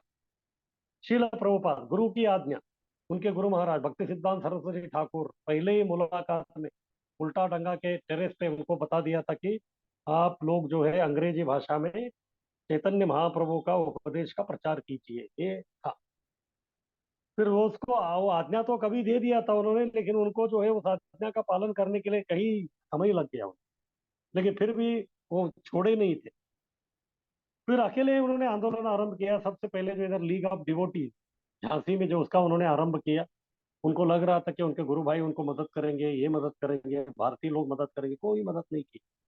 न उनके गुरु भाई मदद किए, न भारतीय लोग उनको मदद किए। फिर बाद में उनको लगा कि शायद जो है मैं गलत जगह में जो है मेरा आंदोलन आरंभ किया हूँ। फिर उन्होंने सोचा कि पूरा दुनिया जो है फॉरेनर लोग जो करते हैं उसी को नकल करते हैं, इसलिए उन्होंने सोचा कि अभी ठीक है, मुझे भी जो है फॉरेन में जाके विदेशों में जाके जो है इसको आरंभ करना है, और मेरे गुरु महाराज का भी यही आज्ञा थी। तो इसीलिए उन्होंने अकेले ही जो है चले गए, कहाँ, अमेरिका में। फिर उधर आंदोलन का उन्होंने शुभारंभ किया, इस्कॉन हरे कृष्ण आंदोलन। तो प्रभुपाद जी बता रहे हैं कि प्रारंभ में किसी का भी रुचि नहीं था, 1 साल लग गए उनके पास रिटर्न टिकट था जलदूत का। कभी कभी वो इतना हताश हो जाते थे कि वापस आके वो पूछते थे पोस्टन में कि जलदूत कभी आने वाला है। वो बोलते थे कि अभी अगले हफ्ते में आने वाला है कर। फिर वो सोचते थे कि चलो अभी अगले हफ्ते में वापस चला जाऊंगा, लेकिन जैसे मुड़ते थे तो उनके सामने गुरु महाराज उनके भक्ति सिद्धांत सरस्वती ठाकुर दिखते थे। फिर बाद में वो सोचते थे कि ठीक है अभी जो है मैं चला जाऊंगा, लेकिन जब गुरु महाराज मेरे सामने आके पूछेंगे कि तुमको मैंने आज्ञा दिया था उसका क्या किया तुम, तो इसीलिए जो है फिर से अपना धैर्य को रखते थे। फिर जो है चलो ठीक है, फिर अपने आंदोलन को आगे बढ़ाने के लिए जो है वो अग्रसर हो जाते। इस प्रकार से पूरा 1 साल बीत गए।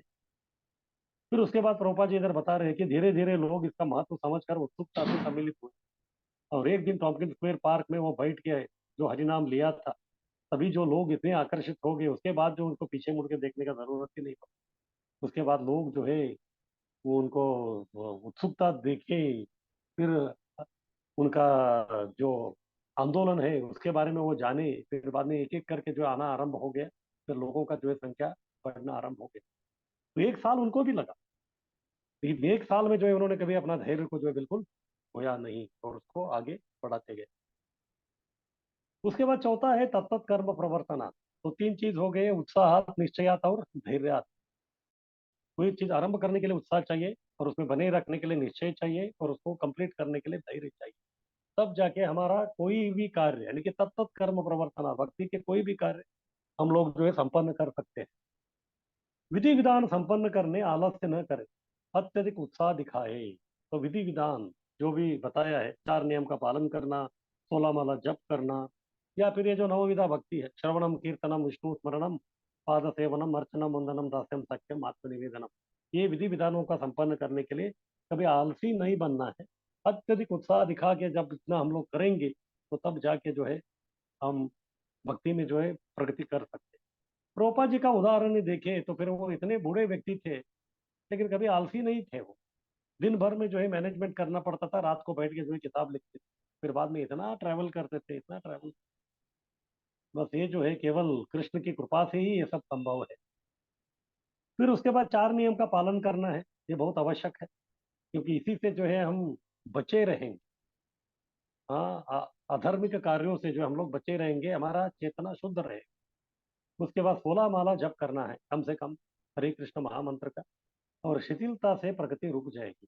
अगर शिथिल हो गए हम लोग, चलो ठीक है, जैसे कभी कभी होता है जब करते समय बहुत थक गया हो, अभी 16 माला ही करना है ना, पूरा 24 घंटा पड़ा है, करेंगे करके, फिर अभी 2 माला करेगा, 2 घंटे के बाद 2 करेगा, 3 घंटे के बाद 2 करेगा, इस प्रकार वो करता रहेगा थोड़ा थोड़ा थोड़ा। तो फिर बाद में कभी कभी जो है रात को 10 बजे भी जो है कभी कभी वो भूल भी जाता है कि वो मला किया क्या नहीं किया। तो इस प्रकार से जो है उसका शिथिलता वो हो जाएगा, तो फिर उसकी जो प्रगति है वो रुक जाएगी, वो थम जाएगी, तो वो कुछ कर नहीं सकेगा। इसीलिए तत्त कर्म प्रवर्तनात्, तो जितना जो है भक्ति का विधि विधान का जब पालन करते करते करते करते हम लोग जो है धैर्य न खोते हुए अंत में एक दिन हम लोग सफलता को प्राप्त कर सकते हैं। इसके बाद पांचवा है संग त्याग। तो भक्ति में सफलता के लिए इन अवांछित लोगों का संग न करें। ये कहे फिर से कर्मी, ज्ञानी, योगी और भक्त, क्योंकि ये लोगों का मार्ग अलग है, ये लोगों का भक्ति का मार्ग नहीं है। ये लोगों का मार्ग अलग होने के कारण तो हमको जो है इस प्रकार के जो लोग हैं उनका संग करने की कोई आवश्यकता नहीं है। क्योंकि भक्ति हमको करना है तो उसमें कर्म है, लेकिन भक्ति में कर्म है, कर्म कांड के कर्म नहीं है। भक्ति में भी ज्ञान है, लेकिन वो भक्ति के ज्ञान यानी कि गीता भागवत का ज्ञान है, दूसरे अन्य कोई शास्त्रों का नहीं है। उसके बाद योगी, हम भी एक प्रकार के योगी है, हमको भक्ति योगी कहते हैं, क्योंकि हम भी अपने मन में जो है कृष्ण को बिठाने का, कृष्ण को स्थापित करने का हम लोग कोशिश करते हैं। और जो अभक्त लोग हैं वो तो कुछ करते नहीं है, वो तो भोगी लोग हैं। इस प्रकार के जो 4 प्रकार के लोग हैं उनका संग जो हमको त्यागना ही पड़ेगा। इसलिए चैतन्य महाप्रभु का जो है गृहस्थ, चैतन्य महाप्रभु एक बार जो है गृहस्थ के पास गए थे, इनका नाम है सत्यराज खान। तो उनके घर पे गए थे, तो तभी प्रसाद वसाद चैतन्य महाप्रभु को खिला दिया उन्होंने। फिर उसके बाद जो है उन्होंने प्रश्न किया, वैष्णव के नित्य कार्य क्या होना है। कभी कभी होता है अगर साधु जो हमारे घर में आ गए तो फिर उनका हम लोग सेवा करते हैं, तो फिर उसके बाद जो है जिज्ञासा करते हो, उनसे भक्ति के बारे में जो है हम लोग कुछ पूछताछ करते हैं। तो इसी प्रकार से जो उन्होंने चैतन्य महाप्रभु को प्रश्न पूछा कि वैष्णव जो है उसका नित्य कार्य, हर दिन उसको क्या क्या कार्य करना। तो तभी चैतन्य महाप्रभु ने उत्तर दिया, असत संग त्याग यही वैष्णव आचार। तो वैष्णव का आचरण क्या है? असत संग त्याग। जो अभक्त लोग हैं तो उनका जो है वो संग कभी नहीं करता। तो अभी प्रश्न उठता है कि प्रभु जी हम तो बाहर जाके जो है काम करते रहते हैं, तो इस प्रकार के लोगों का जो है संग हमको करना ही है, उसके बिना वो संग के बिना जो हमारा कुछ होता ही नहीं है, तो क्या करें। इधर संग का मतलब वो नहीं कि केवल आप उनके बगल में बैठे हैं। संग का अर्थ ये होता है कि जब उनसे मिल के आने के बाद भी हम लोग उनके बारे में मनन कर रहे हैं, उनके बारे में चिंतन कर रहे हैं, तो फिर उसको संग के। अभी हम लोग अपने कारखाने में या ऑफिस में काम करते हैं, उसके पास हम लोग बैठे रहते हैं, लेकिन कब तक जब तक वो काम नहीं होता तब तक, एक बार काम खत्म हो गया तो उसके बारे में हम सोचते भी नहीं। उसको संग नहीं कहते, संग उसको कहते हैं उसके संग से जो है हमारा रंग चेंज हो जाता है। तो हमारा रंग चेंज हो गया तो फिर सब गड़बड़ हो जाता है। इसीलिए जो है असत्संग जो है उसको त्यागना, यही जो है वैष्णव का आचरण है। अभक्त संग को त्यागने वाला वही जो है वैष्णव है। इस प्रकार से चैतन्य महाप्रभु ने उस गृहस्थ ने जो प्रश्न किया था उसका उन्होंने उत्तर बता दिया। इसीलिए जो है इधर रूप गोस्वामी भी यही बोल रहे हैं, हमको जो है भक्ति में आगे प्रगति करने के लिए असत लोगों का, अभक्त लोगों का ये जो संग है उसको हमको त्यागना बहुत ही आवश्यक है। आगे कीजिए।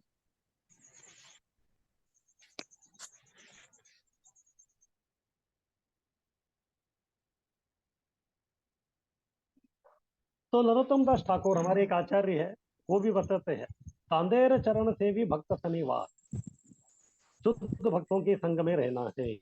तांदेर चरण से, तांदेर यानी कि उनका, उनका यानी कि कृष्ण का, कृष्ण का चरण सेवा करना है। तो फिर कैसे करना है? अकेले में नहीं, भक्त सनेवास, भक्त के निकट, भक्त के सनिय हमको वास करना है। साढ़े आठ भक्त के निकट जो है हमको वास साढ़े आठ करके, उनका सहवास करके हमको जो है भगवान का चरण सेवा या भगवान की भक्ति जो है करनी है। तो पूर्ववर्ती आचार्य जो है 6 गोस्वामी, तो उनका भी जो है विधि विधानों का हमको पालन करना है।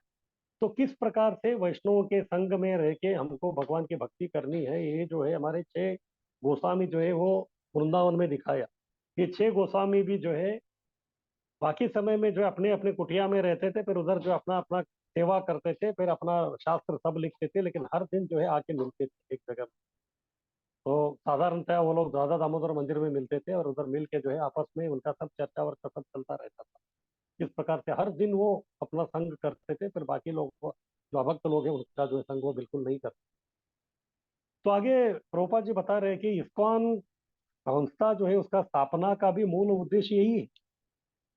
इस्कॉन जो संस्था है उसका स्थापना का मूल उद्देश्य यही है कि हमको जो है केवल भक्तों का संग करना है, भक्तों का संग करने के लिए अनुकूल हो। इसी उद्देश्य से जो है इस्कॉन का स्थापना प्रभुपाद जी ने किया। उद्देश्य क्या है?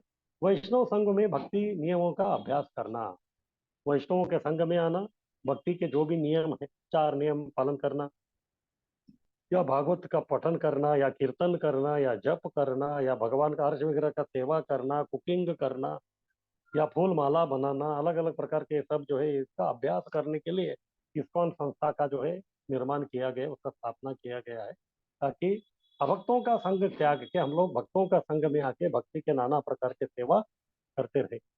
आगे कीजिए।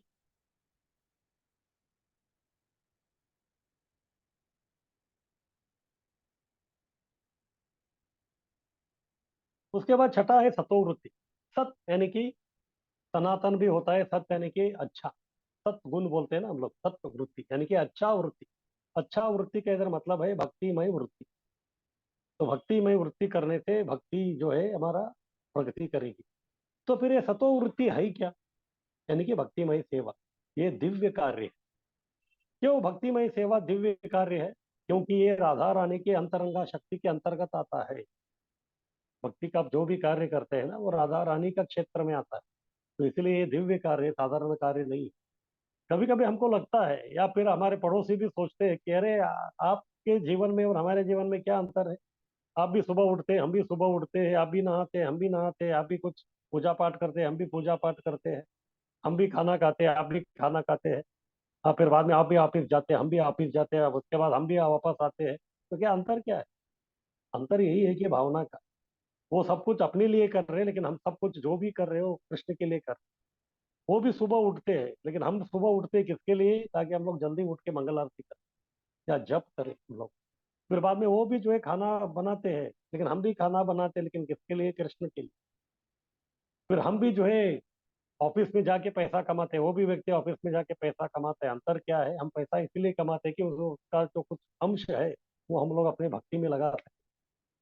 तो इस प्रकार से जो है वो कार्य मटेरियल या भौतिक लगा तो भी वो दिव्य कार्य है, क्योंकि उसमें एक दिव्यत्व का या फिर उसमें जो एक आध्यात्मिकता का जो है एक अंश उसमें हमको दिखता है। इसलिए ये दिव्य स्तर पर है, भौतिक त्रिगुणातीत। ये भौतिक जो जगत है ये 3 गुण से बना हुआ है, सत्वगुण, रजोगुण और तमोगुण। लेकिन इसके ऊपर एक गुण है, उसको बोलते हैं विशुद्ध सत्व। इसीलिए जो है ये जो भक्ति है ये सत्व गुण से भी परे है। सत्व गुण में जो है व्यक्ति केवल जो अच्छा बनता है, लेकिन भक्त जो है वो उससे भी परे यानी कि त्रिगुणातीत विशुद्ध सत्व में आता है, दिव्य स्तर पर है और कलमश मुक्त है। जब व्यक्ति इतना शुद्धाति शुद्ध है तो फिर उसमें कलमश आने का कोई चांस ही नहीं है। जैसे हम लोग देखते हैं ये गुड़ बनाते हैं, गुड़ गुड़ जब बनाते हैं तो तभी जो है वो जो गन्ने का जो रस है उसको उबालते हैं। जब तक वो उबाल रहे हैं, जब तक वो लिक्विड फॉर्म में है, तभी तक जो है उसमें कुछ धूल गिरने का या फिर कुछ कचरा वचरा गिरने का चांसेस रहता है। लेकिन जब ये वो एक बार जो है पूरा घट्ट बन गया, पूरा जो है सॉलिड बन गया वो, फिर उसके बाद उसके ऊपर जो है कोई घास गिरे या कचरा गिरे, कुछ भी गिरे, वो उसके अंदर प्रवेश नहीं करता। तो इस प्रकार से भक्ति है। जब तक आप रजोगुण सत्वगुण और तमोगुण में है तो फिर ये लिक्विड जैसा है, उसमें जो है कचरा आने का चांसेस है। लेकिन एक बार विशुद्ध सत्व बन गया, विशुद्ध सत्व यानी कि पूरा घनीभूत बन गया, वो एकदम सॉलिड बन गया, तो उसमें जो है उसके बाद भी अगर आप ये जो भी कचरे के संपर्क में भी आते हैं तो भी वो कचरा आपके अंदर प्रवेश नहीं करते। इस प्रकार से जब भक्ति वो स्तर पे आता है तो फिर वो कलमश मुक्त होता है और भौतिक त्रिगुणातीत होता है, और इसको बोलते हैं विशुद्ध सत्व। इस प्रकार का स्थान है। तो यही जो है सतोवृत्ति, ये भक्तिमय सेवा है, ये दिव्य कार्य है क्योंकि राधा रानी की अंतरंगा शक्ति के अंतर्गत है, दिव्य स्तर पर है क्योंकि ये विशुद्ध सत्व में। आगे कीजिए।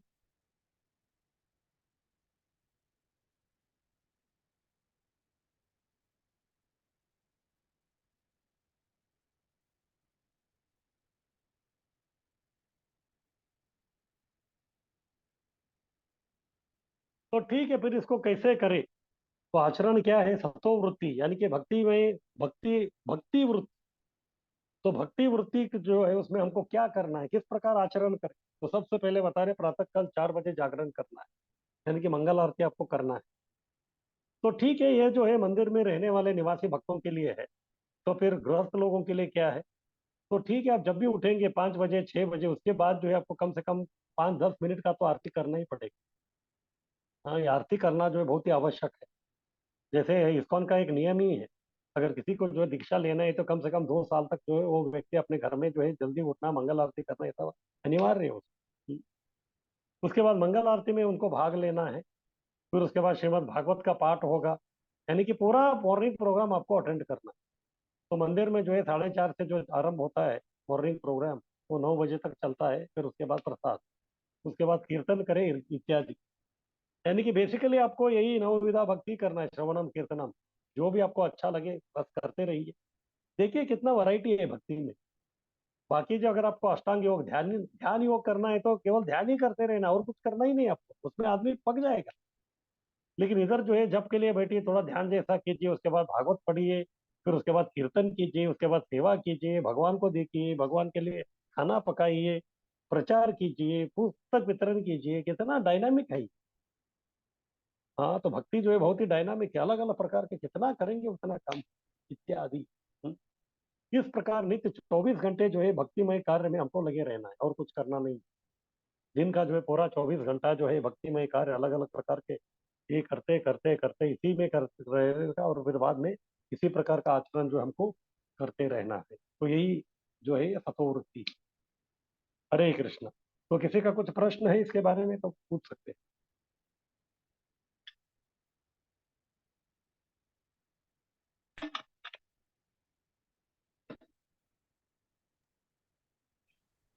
हरे कृष्णा प्रभु जी, दंडवत हरि बोल, प्रणाम। हरि बोल। प्रभु जी, 24 घंटे भक्ति करने के लिए गृहस्थ लोगों के लिए और भी काम होते हैं, तो उनके लिए क्या बोलेंगे? हाँ, तो ऐसा है कि 24 घंटे का मतलब ये है कि अगर दिन भर जो है अगर आप जितना हो सके उतना भक्ति का कार्य करते रहेंगे, जब आप सोते हैं ना, सपने में भी आपको जो है भगवान के कार्य आएंगे। इसका 24 घंटे का अर्थ वो है। ऐसा नहीं कि आपको 24 घंटा वही करना है, अभी आपका दूसरे भी उत्तरदायित्व है, पारिवारिक ये सब करना। आपके बच्चे हैं तो बच्चे को भी आपको बड़ा करके उनको भी भक्त बनाना है, तो वो भी भक्तिमय कार्य ही है। बाकी जो लोग हैं केवल अपने बच्चों को जो है बड़े करने में लगे हुए हैं, लेकिन आप बच्चों को इसीलिए बड़े कर रहे हैं क्योंकि वो लोग भक्त बने, यानी कि वो भी भक्ति बन गए। इस प्रकार के भी जो भी हम काम करते हैं ना, उसमें जो है किधर न किधर तो जो है भक्ति का एक टच आना चाहिए। जैसे हम लोग खाते हैं, लेकिन वो कृष्ण प्रसाद खाते हैं। किसी से हम लोग वार्तालाप करते हैं तो उसमें कृष्ण का ये रहता है। या कभी हमको जो है गाने का इच्छा होता है तो फिर हम लोग कीर्तन गाते हैं। इस प्रकार अलग अलग काम करते हैं। तो 24 घंटे में जो है जितना हो सके उतना आप कीजिए, और बाकी समय में जो आप अपना काम कर रहे हैं तो कभी बीच बीच में जो है वो अपने आप हो। अगर मान लीजिए आप जो है भक्त है, आपके ऑफिस में सबको मालूम है, जैसे आप उधर बैठे हैं, किसी को कुछ चाहिए तो फिर आके वो बोलते हैं कि हरे कृष्णा थोड़ा वो दे दो, कि हरे कृष्णा थोड़ा ये दे दो। हाँ, तो इस प्रकार से जो शायद हो सकता है कि वो लोग जो हमको खिल्ली उड़ाने के लिए करते हैं, लेकिन ऐसे बोलने से जो है बीच बीच में कृष्ण का जो है स्मरण होता रहता है। या फिर अगर आप तिलक लगा के आप जाएंगे ऑफिस में तो फिर आपको कुछ करना नहीं, आपको देख के उनको लगता है कि ये भक्त है। आपको देख के ही कृष्ण का स्मरण या कृष्ण का जो है चिंतन हो जाता है लोगों का। तो इस प्रकार से जो है आप न चाहते हुए भी जो है 24 घंटा वो हो ही जाता है। उसके बारे में एक मत कीजिए, तो जितना हो सके उतना कर लीजिए। जी प्रभु जी, दंडवत प्रणाम। हरे कृष्ण। हरे कृष्ण। हरे हरे कृष्णा। दंडक रोज। हरि बोल, हरि बोल। जैसा आपने भी बताया कि दीक्षा के लिए 2 साल तक कम से कम मंगल आरती आना चाहिए। हाँ जी। ये नियम कब से हुआ है ये इम्प्लीमेंट? ये इस्कॉन लॉ बुक में ही है, पहले से ही है ये। लेकिन कभी ऐसा सुनने में आया नहीं, पहली बार सुना, हाँ, इसके लिए इसका थोड़ा। मतलब आप लोग, इसलिए इसका मतलब आपने आईडीसी कोर्स नहीं किया है। तो आईडीसी कोर्स के नहीं, बुक में जो है पूरा लिखा है। नहीं इस्कॉन किया, में भी नहीं एक किया। लॉ बुक है, जैसे इंडियन लॉ अच्छा, बुक है आईपीसी, वैसे इस्कॉन पिनल कोड्स भी है। तो अच्छा, उसमें जो है ओके। गुरु और दीक्षा के बारे में जब इस्कॉन का लॉ बुक में क्या लिखा है तो फिर उसमें यही लिखा है। तो कम से कम जो है आपको 2 साल तक जो है ये मंगल आरती में आना चाहिए। अगर आप घर में रहते हैं तो फिर अपना मंगल आरती करना चाहिए। अच्छा, Hari okay, thank you. Hari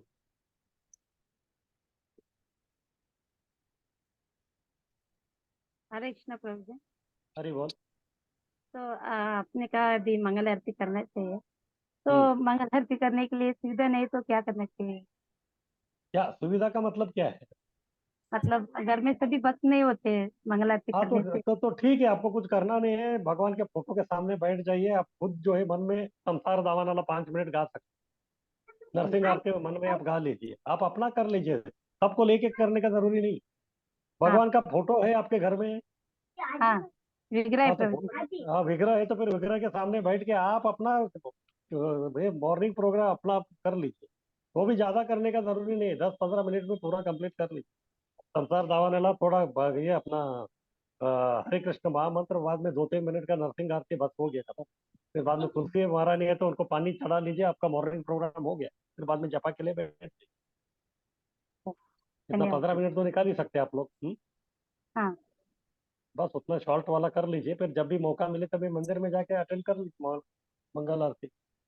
महीने में एक बार या 2 बार, जो भी है, जितना हो सके उतना। धन्यवाद। हरे हरे कृष्ण प्रभु जी। हरि बोल। हरे बोल। आपने एक पिछले स्लाइड में ऐसे लिखा था, प्राण और आत्मा अलग लिखा था, तो इस दोनों हाँ में जी। फर्क क्या होता है? प्राण और आत्मा, आत्मा। हाँ, प्राण जो है वो भौतिक है। प्राण वायु बोलते हैं, पंच प्राण। ये पंच प्राणों में आत्मा फंसा हुआ है। आत्मा जो है वो भौतिक नहीं है, आत्मा जो है वो आध्यात्मिक है। लेकिन आपका जो प्राण है, प्राण अपान समान व्यान, वो सब जो है वो भौतिक है। तो भक्ति जो है वो प्राण है। प्राण का मतलब मैंने बताया, जिस प्रकार प्राण निकल जाता है तो सब निकल जाता है, तो वैसे आत्मा का वो प्राण है। फिर बाद में आत्मा का मतलब, आत्मा जो है का खुराक ही वो भक्ति है। वो कहने के लिए जो है वो आत्मा कहा है। और प्राण का मतलब उसके बिना जो है जीव एक्चुअली जीवित नहीं रह सकता। तो या उसको जो आनंद चाहिए वो आनंद नहीं मिलता। इस संदर्भ में जो है प्राण और आत्मा इस प्रकार से कहा गया है उसको भक्ति। ठीक। हरे कृष्ण जी। हरि हरे कृष्ण प्रभु जी। हरि बोल। प्रभु जी, जब उठते हैं तो मंगला आरती गा के कर सकते हैं या फिर दिया वगैरह ये सब लगाना चाहिए? देखिए जी, आप जब लगा रहे हैं तो अगर आपको मंगल आरती नहीं आता तो कम से कम हरे कृष्ण मंत्र तो बोलना पड़ेगा आपको। हमारे मंदिर में भी बिना हरे कृष्ण मंत्र का जो है कोई आरती होती नहीं। अगर गाने के लिए कोई नहीं है तो फिर प्रभुपाद का टेप लगाते हैं हम लोग।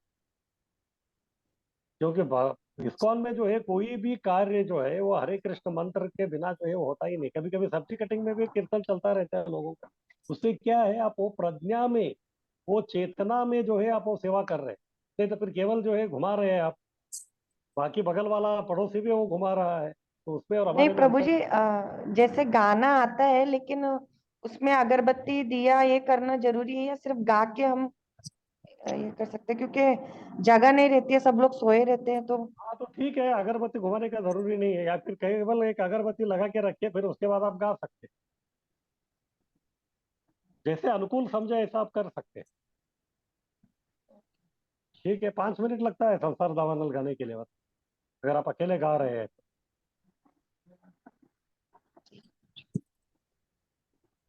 ठीक है। हरे कृष्णा प्रभु जी, धन्यवाद प्रणाम।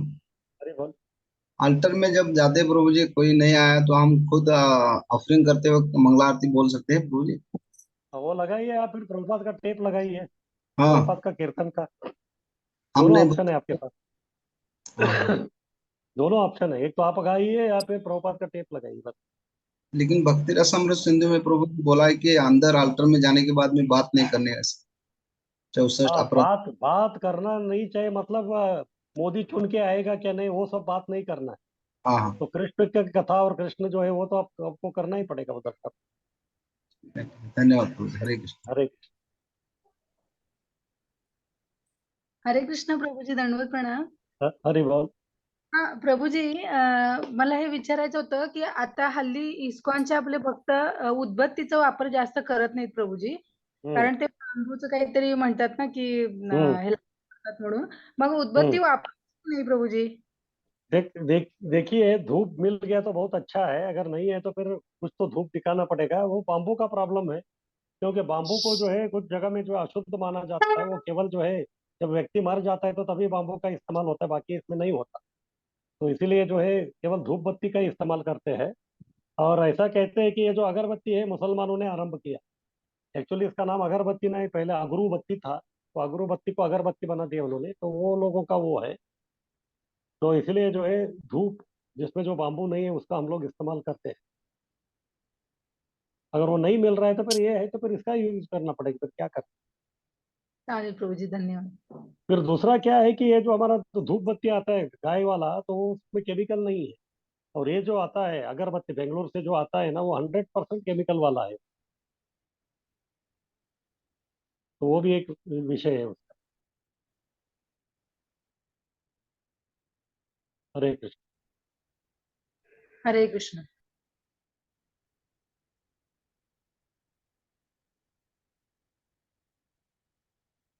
तो उठे तो ठीक ले लो, है, पकड़ लिया करो इस थोड़ा। किसी का ये कुछ सब चीजें प्रश्न नहीं तो फिर हम खाने लोग आगे बढ़ते हैं। सीखनी चाहिए। आगे कीजिए, श्लोक 4।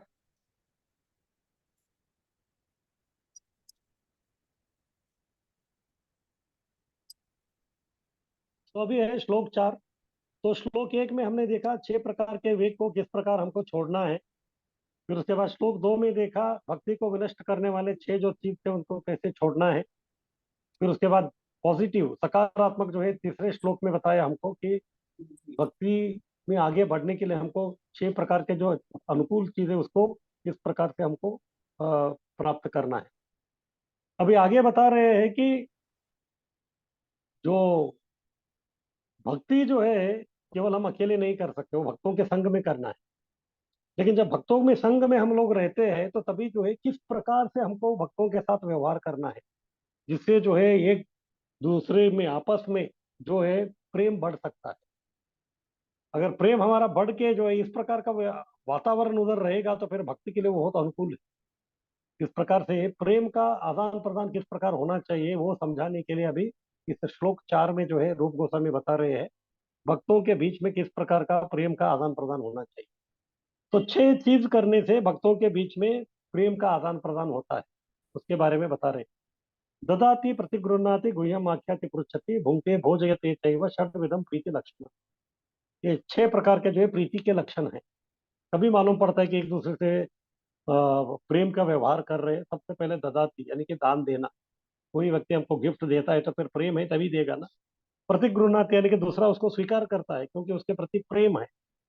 तीसरा गुह्यम आख्याति। गुह्यम आख्याति बोले तो हमारे मन के अंदर जो भी विचार है उसको हम खुल के बात करते हैं। कभी बात करते हैं, सामने वाले व्यक्ति को हम प्रेम करते हैं और उसके ऊपर विश्वास।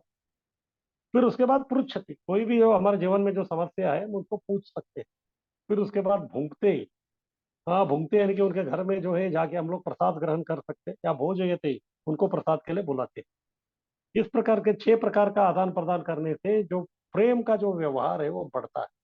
ये 6 चीज जो है भक्तों के बीच में एक आदान प्रदान होना जो है बहुत ही आवश्यक है, और यही षड्विधम प्रीति लक्षणम है। आगे कीजिए।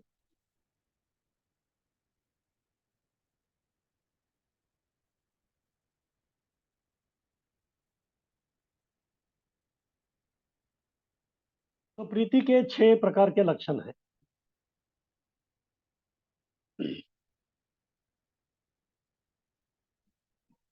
और ये जो 6 प्रकार के जो प्रीति के लक्षण है ये केवल भक्तों के बीच में नहीं है, सामान्य कोई भी जो अच्छा व्यक्ति है, जो भक्त भी नहीं है, वो दो लोगों के बीच में भी इस प्रकार का व्यवहार हम लोग देख सकते हैं।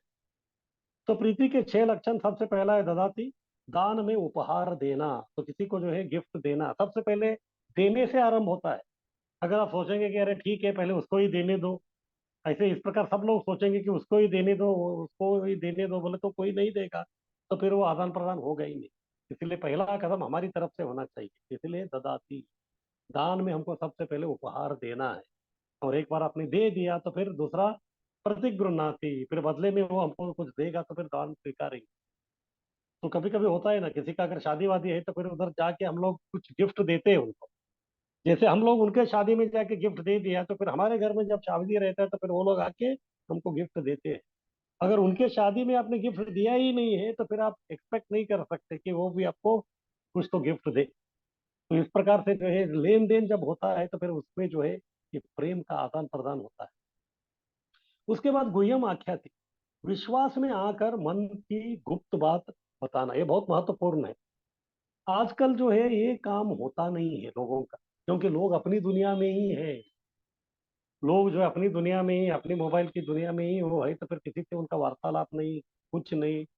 हाँ, तो इस प्रकार से जो है अब उनके अंदर जो भी वो जो समस्याएं हैं, जो भी दुख जो है वो देख रहा है, वो बाहर आता ही नहीं। फिर उसको बाहर निकालना है तो फिर क्या करना पड़ेगा, पृच्छति, गुप्त रूप से हमको पूछना पड़ेगा, अरे मेरे जीवन में ये समस्या आ रहा है, इतना समस्या हो रहा है, इतना प्रॉब्लम आ रहा है, इतना दुख है, तो क्या करें। जब कभी कभी जो है पूछने से मन हल्का हो जाता है, भले व्यक्ति उसका उत्तर दे या ना दे। जैसे हम लोग अपना डाउनलोड कर लेते हैं तो फिर मन जो है पूरा अनलोड हो जाता है, फिर शांत हो जाता है। लेकिन आजकल जो है एक दूसरे से बात ही नहीं करते लोग। घर में भी जो सब लोग रहते हैं तो फिर अपने अपने दुनिया में ही रहते हैं। हाँ, फिर अब कभी कभी जो है घर के में जो है दूसरा जो मेंबर है उसको बोलेंगे कि अरे आपसे थोड़ा बात करना है, तो फिर वो बोलेगा कि ठीक है, जो भी है मुझे व्हाट्सएप मैसेज भेज देना, मैं बाद में देख लेता हूँ।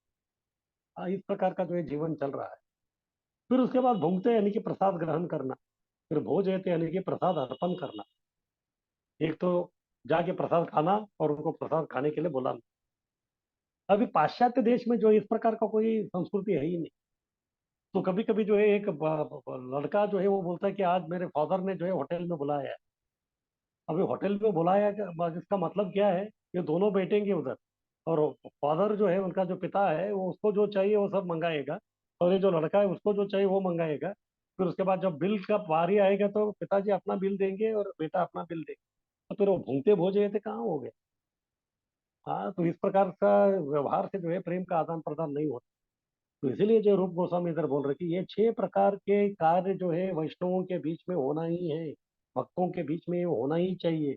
जब तक ये नहीं होते तब तक जो है प्रेम का आदान प्रदान नहीं होता। सबसे पहले दान देना, उसके बाद दान लेना, फिर मन में जो भी है विचार उनको बोलना, फिर बाद में प्रश्न पूछना, फिर उसके बाद उनके यहाँ जाके प्रसाद ग्रहण करना और उनको प्रसाद के लिए बुलाना। आगे कीजिए।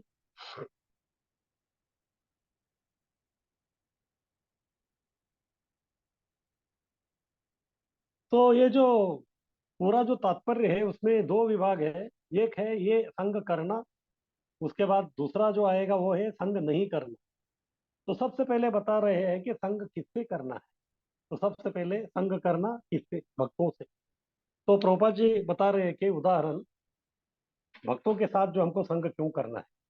तो प्रभुपाद जी बता रहे हैं कि सामान्य सामाजिक कार्यकलापों में भी दो प्रेमी मित्रों के बीच में जो है 6 प्रकार के आचार परम आवश्यक है। अभी ये लोग दो लोग जो है वे भक्त लोग नहीं है, लेकिन मित्र है, और मित्रों के बीच में भी प्रेम रहता है। अगर ये दोनों मित्रों के बीच में जो है अगर प्रेम बने रहना है तो फिर उनके बीच में भी जो है ये 6 प्रकार का व्यवहार होना चाहिए। जब ये दोनों के बीच में ये 6 प्रकार का व्यवहार होता है तभी हम बोल सकते हैं कि ये दोनों प्रेमी मित्र है, नहीं तो फिर हम ये नहीं बोल सकते कि ये प्रेमी मित्र है। तो किस प्रकार के 6 प्रकार के जो है आचार आचरण जो है दोनों के बीच में होना चाहिए, तो उसके बारे में अभी आगे बताएंगे। आगे कीजिए।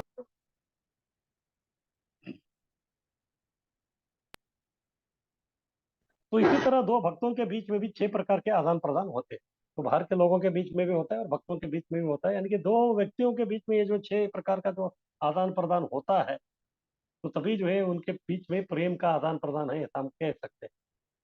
तो दूसरा प्रश्न है कि कहाँ जो है इस प्रकार का आदान प्रदान भक्त लोग कर सकते हैं, क्योंकि आदान प्रदान करने के लिए और एक व्यक्ति लगेगा। अभी घर में जो अगर मैं अकेला भक्त हूँ, दूसरा कोई भक्त नहीं है, तो फिर उनके साथ मेरा जो व्यवहार होगा वो भक्तिमय प्रेम का व्यवहार नहीं होगा। तो भक्तिमय प्रेम का व्यवहार मुझे करना है तो फिर भक्तों के संग में आना पड़ेगा, और भक्तों का संग कहाँ मिलेगा? इस्कॉन में। आगे कीजिए।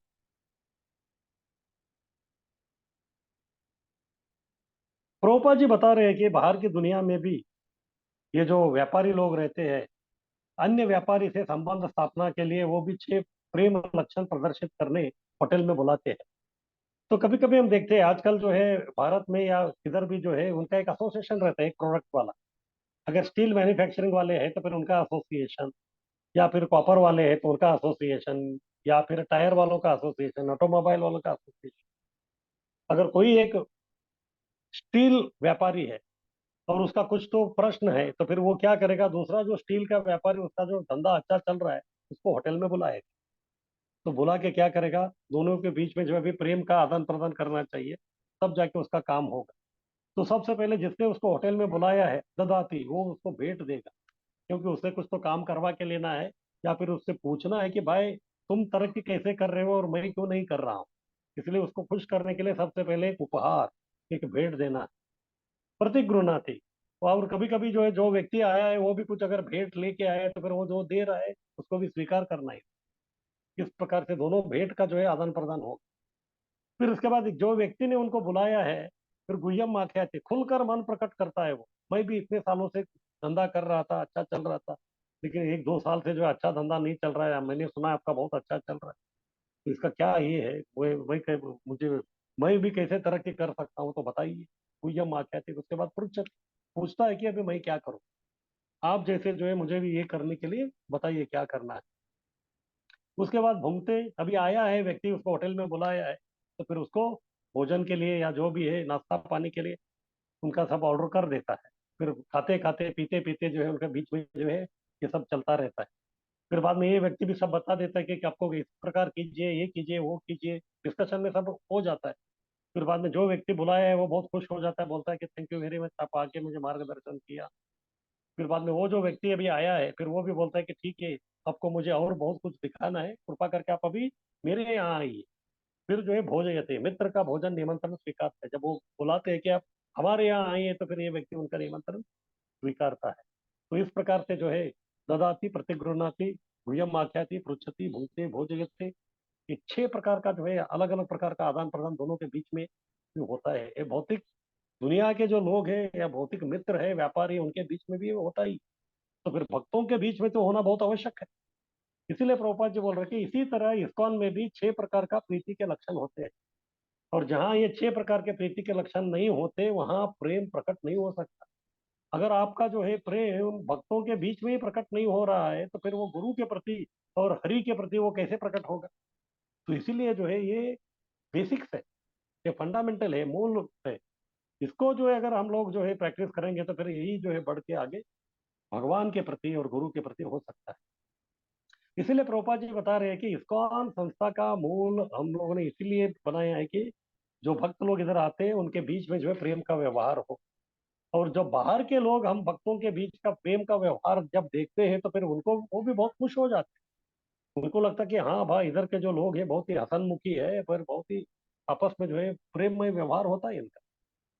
इस्कॉन, श्रील प्रभुपाद ने भक्तों के बीच 6 आदान प्रदान के लिए अकेले इसको आरंभ किया। हाँ, जब उन्होंने अकेले आरंभ किया तो फिर उनके मन में यही था, विचार था जैसे जैसे इसमें सदस्य आएंगे, जैसे भक्त आएंगे तो उनके आपस में इस प्रकार का आदान प्रदान करना अनिवार्य है। बाद में जो है लोग आने लगे, क्योंकि वे 6 आदान प्रदान का नीति आचरण कर रहे थे, इसलिए संघ सारे विश्व में फैल गया। हम लोग देखते हैं, जब कोई भी संस्था जो है उसमें के जो सदस्य है वो बहुत ही आनंदित रहते, प्रेम से रहते हैं, तो फिर उसको तरक्की करने में ज्यादा समय नहीं लगता। देखते ही देखते जो है दिन दुगनी रात चौगुनी उसका जो है तरक्की हो जाता है। तो प्रभुपाद जी वही बोल रहे थे कि हमारा आपस में जो है भक्तों के बीच में इतना जो है घनिष्ठ प्रेम का व्यवहार था, तो उसके लिए जो है वो मर मिटने के लिए तैयार थे। तो फिर तेजी से जो है विश्व भर में हमारा जो संस्था बढ़ते गया बढ़ते गया बढ़ते गया, और जहां जहां बढ़ा उधर भी इसी प्रकार के 6 प्रकार के आदान प्रदान चल रहा था। इस प्रकार से जो है संघ सारे विश्व में फैल गया। आगे कीजिए।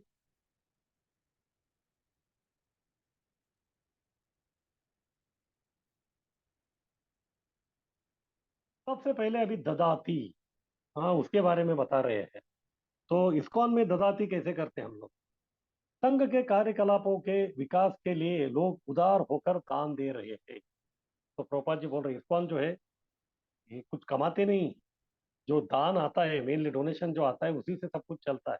लेकिन लोग भी देख रहे हैं कितना अच्छा संस्था है, ये लोग जो है सब कुछ पैसा जो है अच्छा कार्यों में ये लोग जो है तो उसका प्रयोग कर रहे हैं। ये देख के जो है खुलकर उदार होकर जो है लोग दान देते हैं। ये है ददाती, वो लोग देते हैं। लेकिन अगर वो लोग देते हैं तो केवल हम लोग लेके बैठने वाले नहीं है, अभी हमारा भी उत्तरदायित्व है कि बदले में उनको कुछ देना है, प्रतिगृहणार्थ। बदले में भक्तों ने जो दिया कृष्ण भावना पुस्तक वे उत्सुकता से ले रहे हैं।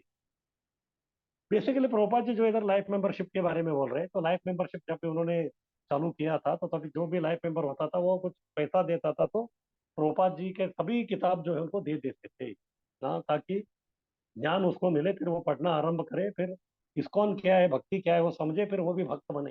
यही जो है मुख्य उद्देश्य था इसका। तो बदले में भक्तों ने जो भी दिया कृष्ण भावना पुस्तक वे उत्सुकता से लेते हैं। उसके बाद गुह्यम आख्याति, संघ के सदस्य कृष्ण भावना के गोपनीय विषय दिल खोलकर बोलते हैं।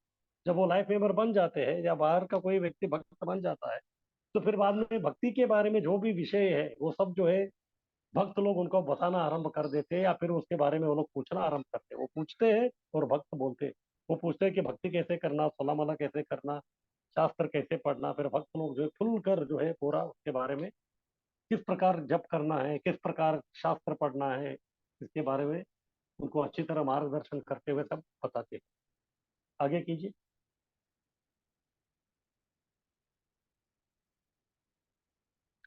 उसके बाद में है पृच्छति, संघ के सदस्य तथा समर्थक हुए भक्ति संपन्नता विधि के बारे में पूछते हैं तो भक्त उन्हें समझाते हैं।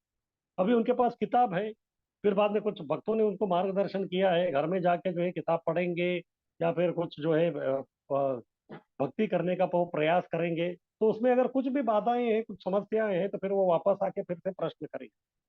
तो संघ के सदस्य या समर्थक जो है उनको भक्ति का संपन्नता का जो विधि है उसके बारे में पूछते हैं।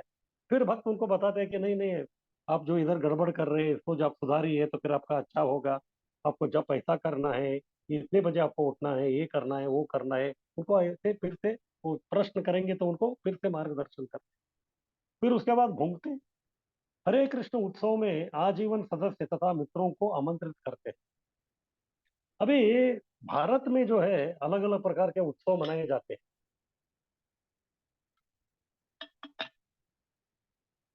भारत में देखा जाए हर महीना कुछ ना कुछ उत्सव होता है, अगर कुछ भी नहीं तो पूर्णिमा और अमावस्या तो रहता ही हिंदुओं के घर में, इसलिए त्योहार तो चलते रहते हैं। लेकिन पाश्चात्य देश में ऐसा नहीं है। इसलिए जब प्रभुपाद जी इस्कॉन में जो है इस्कॉन आंदोलन आरंभ किया तो उनका यही उद्देश्य था कि उत्सव मनाया जाए, क्योंकि जब उत्सव आता है तो तभी लोगों में उत्साह भी आता है। लोगों में उत्साह को निर्मित करने के लिए उत्सवों का मनाना जो है बहुत आवश्यक है। इसलिए प्रभुपाद जी जानते थे, तो इसलिए जो है उन्होंने उत्सवों का आरंभ करने के बारे में सोचे। लेकिन अभी किस प्रकार करेंगे, बाद में उन्होंने सोचा कि संडे जो है सबको छुट्टी रहता है, तो फिर संडे फीस्ट प्रोग्राम, यानी कि रविवार या प्रीति भोज कार्यक्रम, उसका उन्होंने आयोजन किया। फिर बाद में जो भी लाइफ मेंबर्स थे, मित्र थे, वेल विशर्स थे, अलग अलग प्रकार के समाज के जो है बहुत ही बड़े बड़े जो लोग थे, उनको सब उन्होंने बुलाते थे, आमंत्रित करते थे संडे के लिए। फिर उसके बाद में जो है कभी कभी 2 दिन का या 3 दिन का जो है हरे कृष्ण उत्सव भी मनाया जाता था, कोई बड़ा ग्राउंड में, उसमें जो है पूरा गांव को बुलाया जाता था। इस प्रकार के इसमें भी बहुत अच्छा जो है प्रसाद बनता था। फिर जो भी भक्त है, समर्थक है, या फिर लाइफ मेंबर है, आजीवन सदस्य है, सबको बुलाते थे। तो अधिकांश सदस्य समाज के उच्च स्तर पर है तो भी उत्सव में सम्मिलित होते थे। हालांकि समाज के जो बहुत ही उच्च वर्ग के अमीर जो लोग थे, वो सब लाइफ मेंबर बनते थे, लेकिन कभी भी उनको जो है अगर हरे कृष्ण उत्सव के बारे में उनका निमंत्रण देते थे तो फिर भी वो आ जाते थे। क्योंकि जो धार्मिक व्यक्ति है, भले ही वो अमीर हो या गरीब हो, उनको कुछ फर्क नहीं पड़ता, वो मंदिर में आएगा, उत्सव में भाग लेगा। इसलिए प्रभुपाद जी बोल रहे कि अधिकांश सदस्य समाज के उच्च स्तर पर, यानी कि अमीर होते हुए भी या बहुत बड़ा अधिकारी इस प्रकार होते हुए भी वो लोग उत्सव में सम्मिलित होते थे। फिर जो भी थोड़ा प्रसाद हम देते थे उसे वो लोग स्वीकारते थे। फिर उधर जो भी है, कुछ नहीं तो कम से कम खिचड़ी हलवा जो इस्कॉन का है वो तो बहुत फेमस ही है, तो वो भी जो है खा के जो है अति प्रसन्न हो जाते हैं।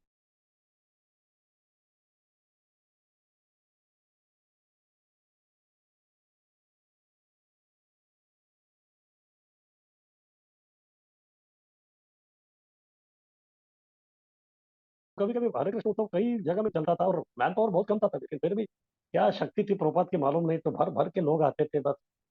लोग जो है पूरा आनंद में थे। और ये हरे कृष्ण उत्सव के कारण ही जो है हरे कृष्ण आंदोलन का नाम जो है पूरा घर घरों में जो है पूरा फैल गया। आगे कीजिए।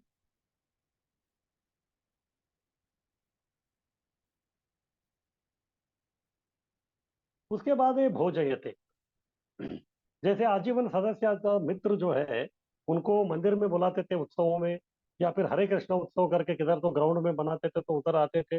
वो लोग अभी इधर आके प्रसाद सब ग्रहण करके वो लोग चले जाते थे। अभी वो हो गया, वो आके खा के चले गए। फिर बाद में उनको ये बहुत अच्छा लगता था।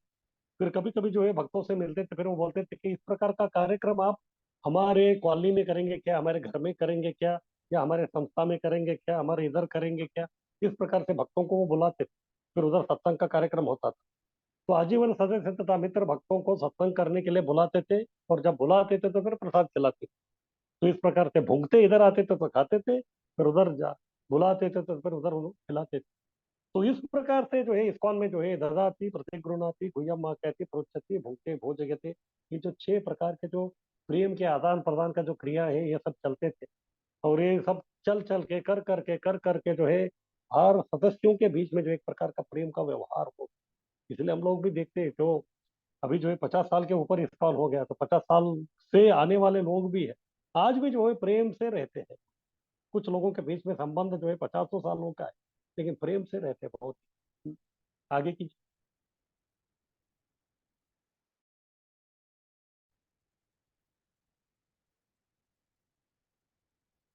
उसके बाद में है कैसे, हाँ, तो किस प्रकार से हम इसको कर सकते हैं आदान प्रदान, तो सिद्धांत क्या है, वो जो है बहुत महत्वपूर्ण है।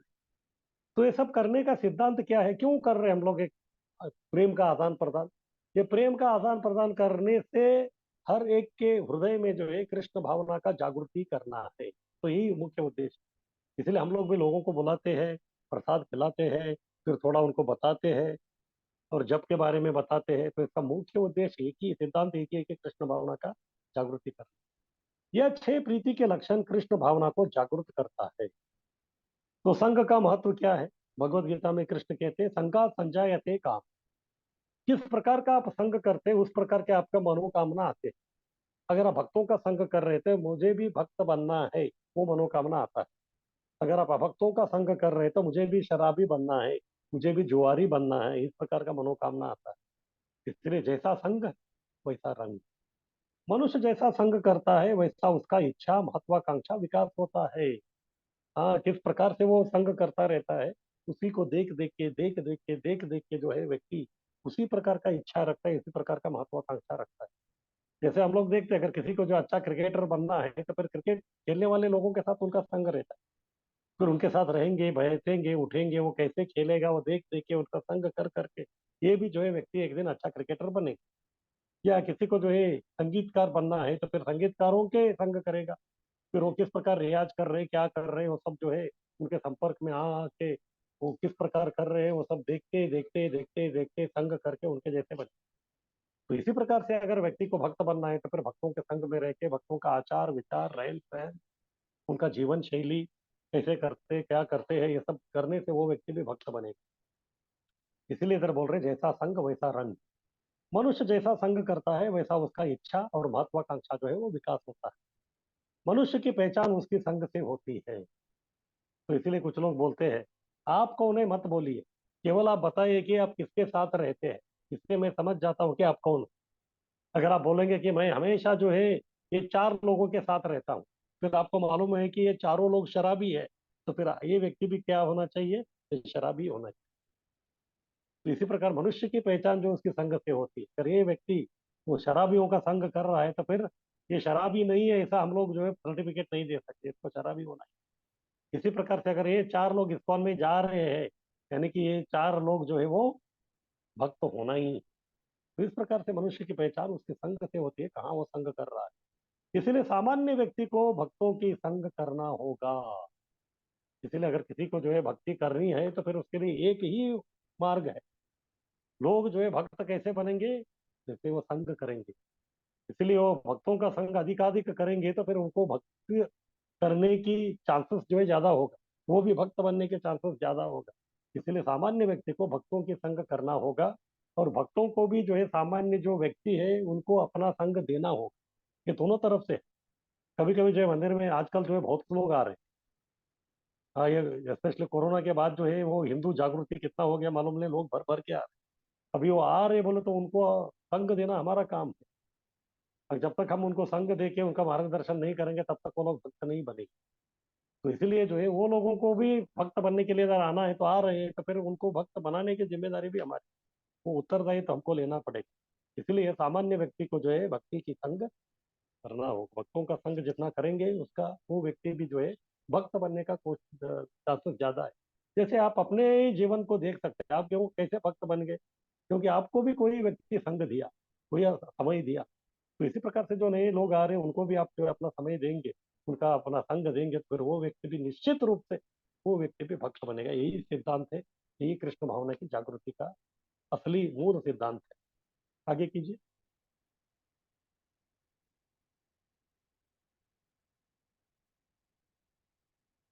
ठीक है, आगे विधि क्या है, ददाति प्रतिगृह्णाति कैसे चलता है, उसको हम लोग अगली बार देखते हैं। तो अभी अगला क्लास होगा हमारा मंगलवार को 28 तारीख को 6:30 बजे। तो आज जो हो गया उसके बारे में किसी का कुछ प्रश्न है तो पूछ सकते हैं।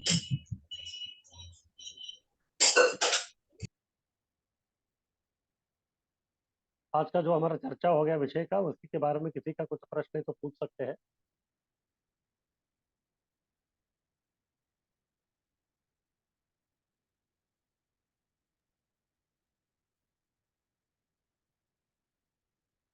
तो ठीक है, किसी का कुछ प्रश्न नहीं है तो फिर हम लोग मंगलवार को मिलते हैं। ठीक है, हरे कृष्ण, बहुत बहुत धन्यवाद। हरे कृष्ण प्रभु जी। हरे कृष्ण प्रभु जी। हरे कृष्ण प्रभु जी। हरे कृष्णा प्रभु जी।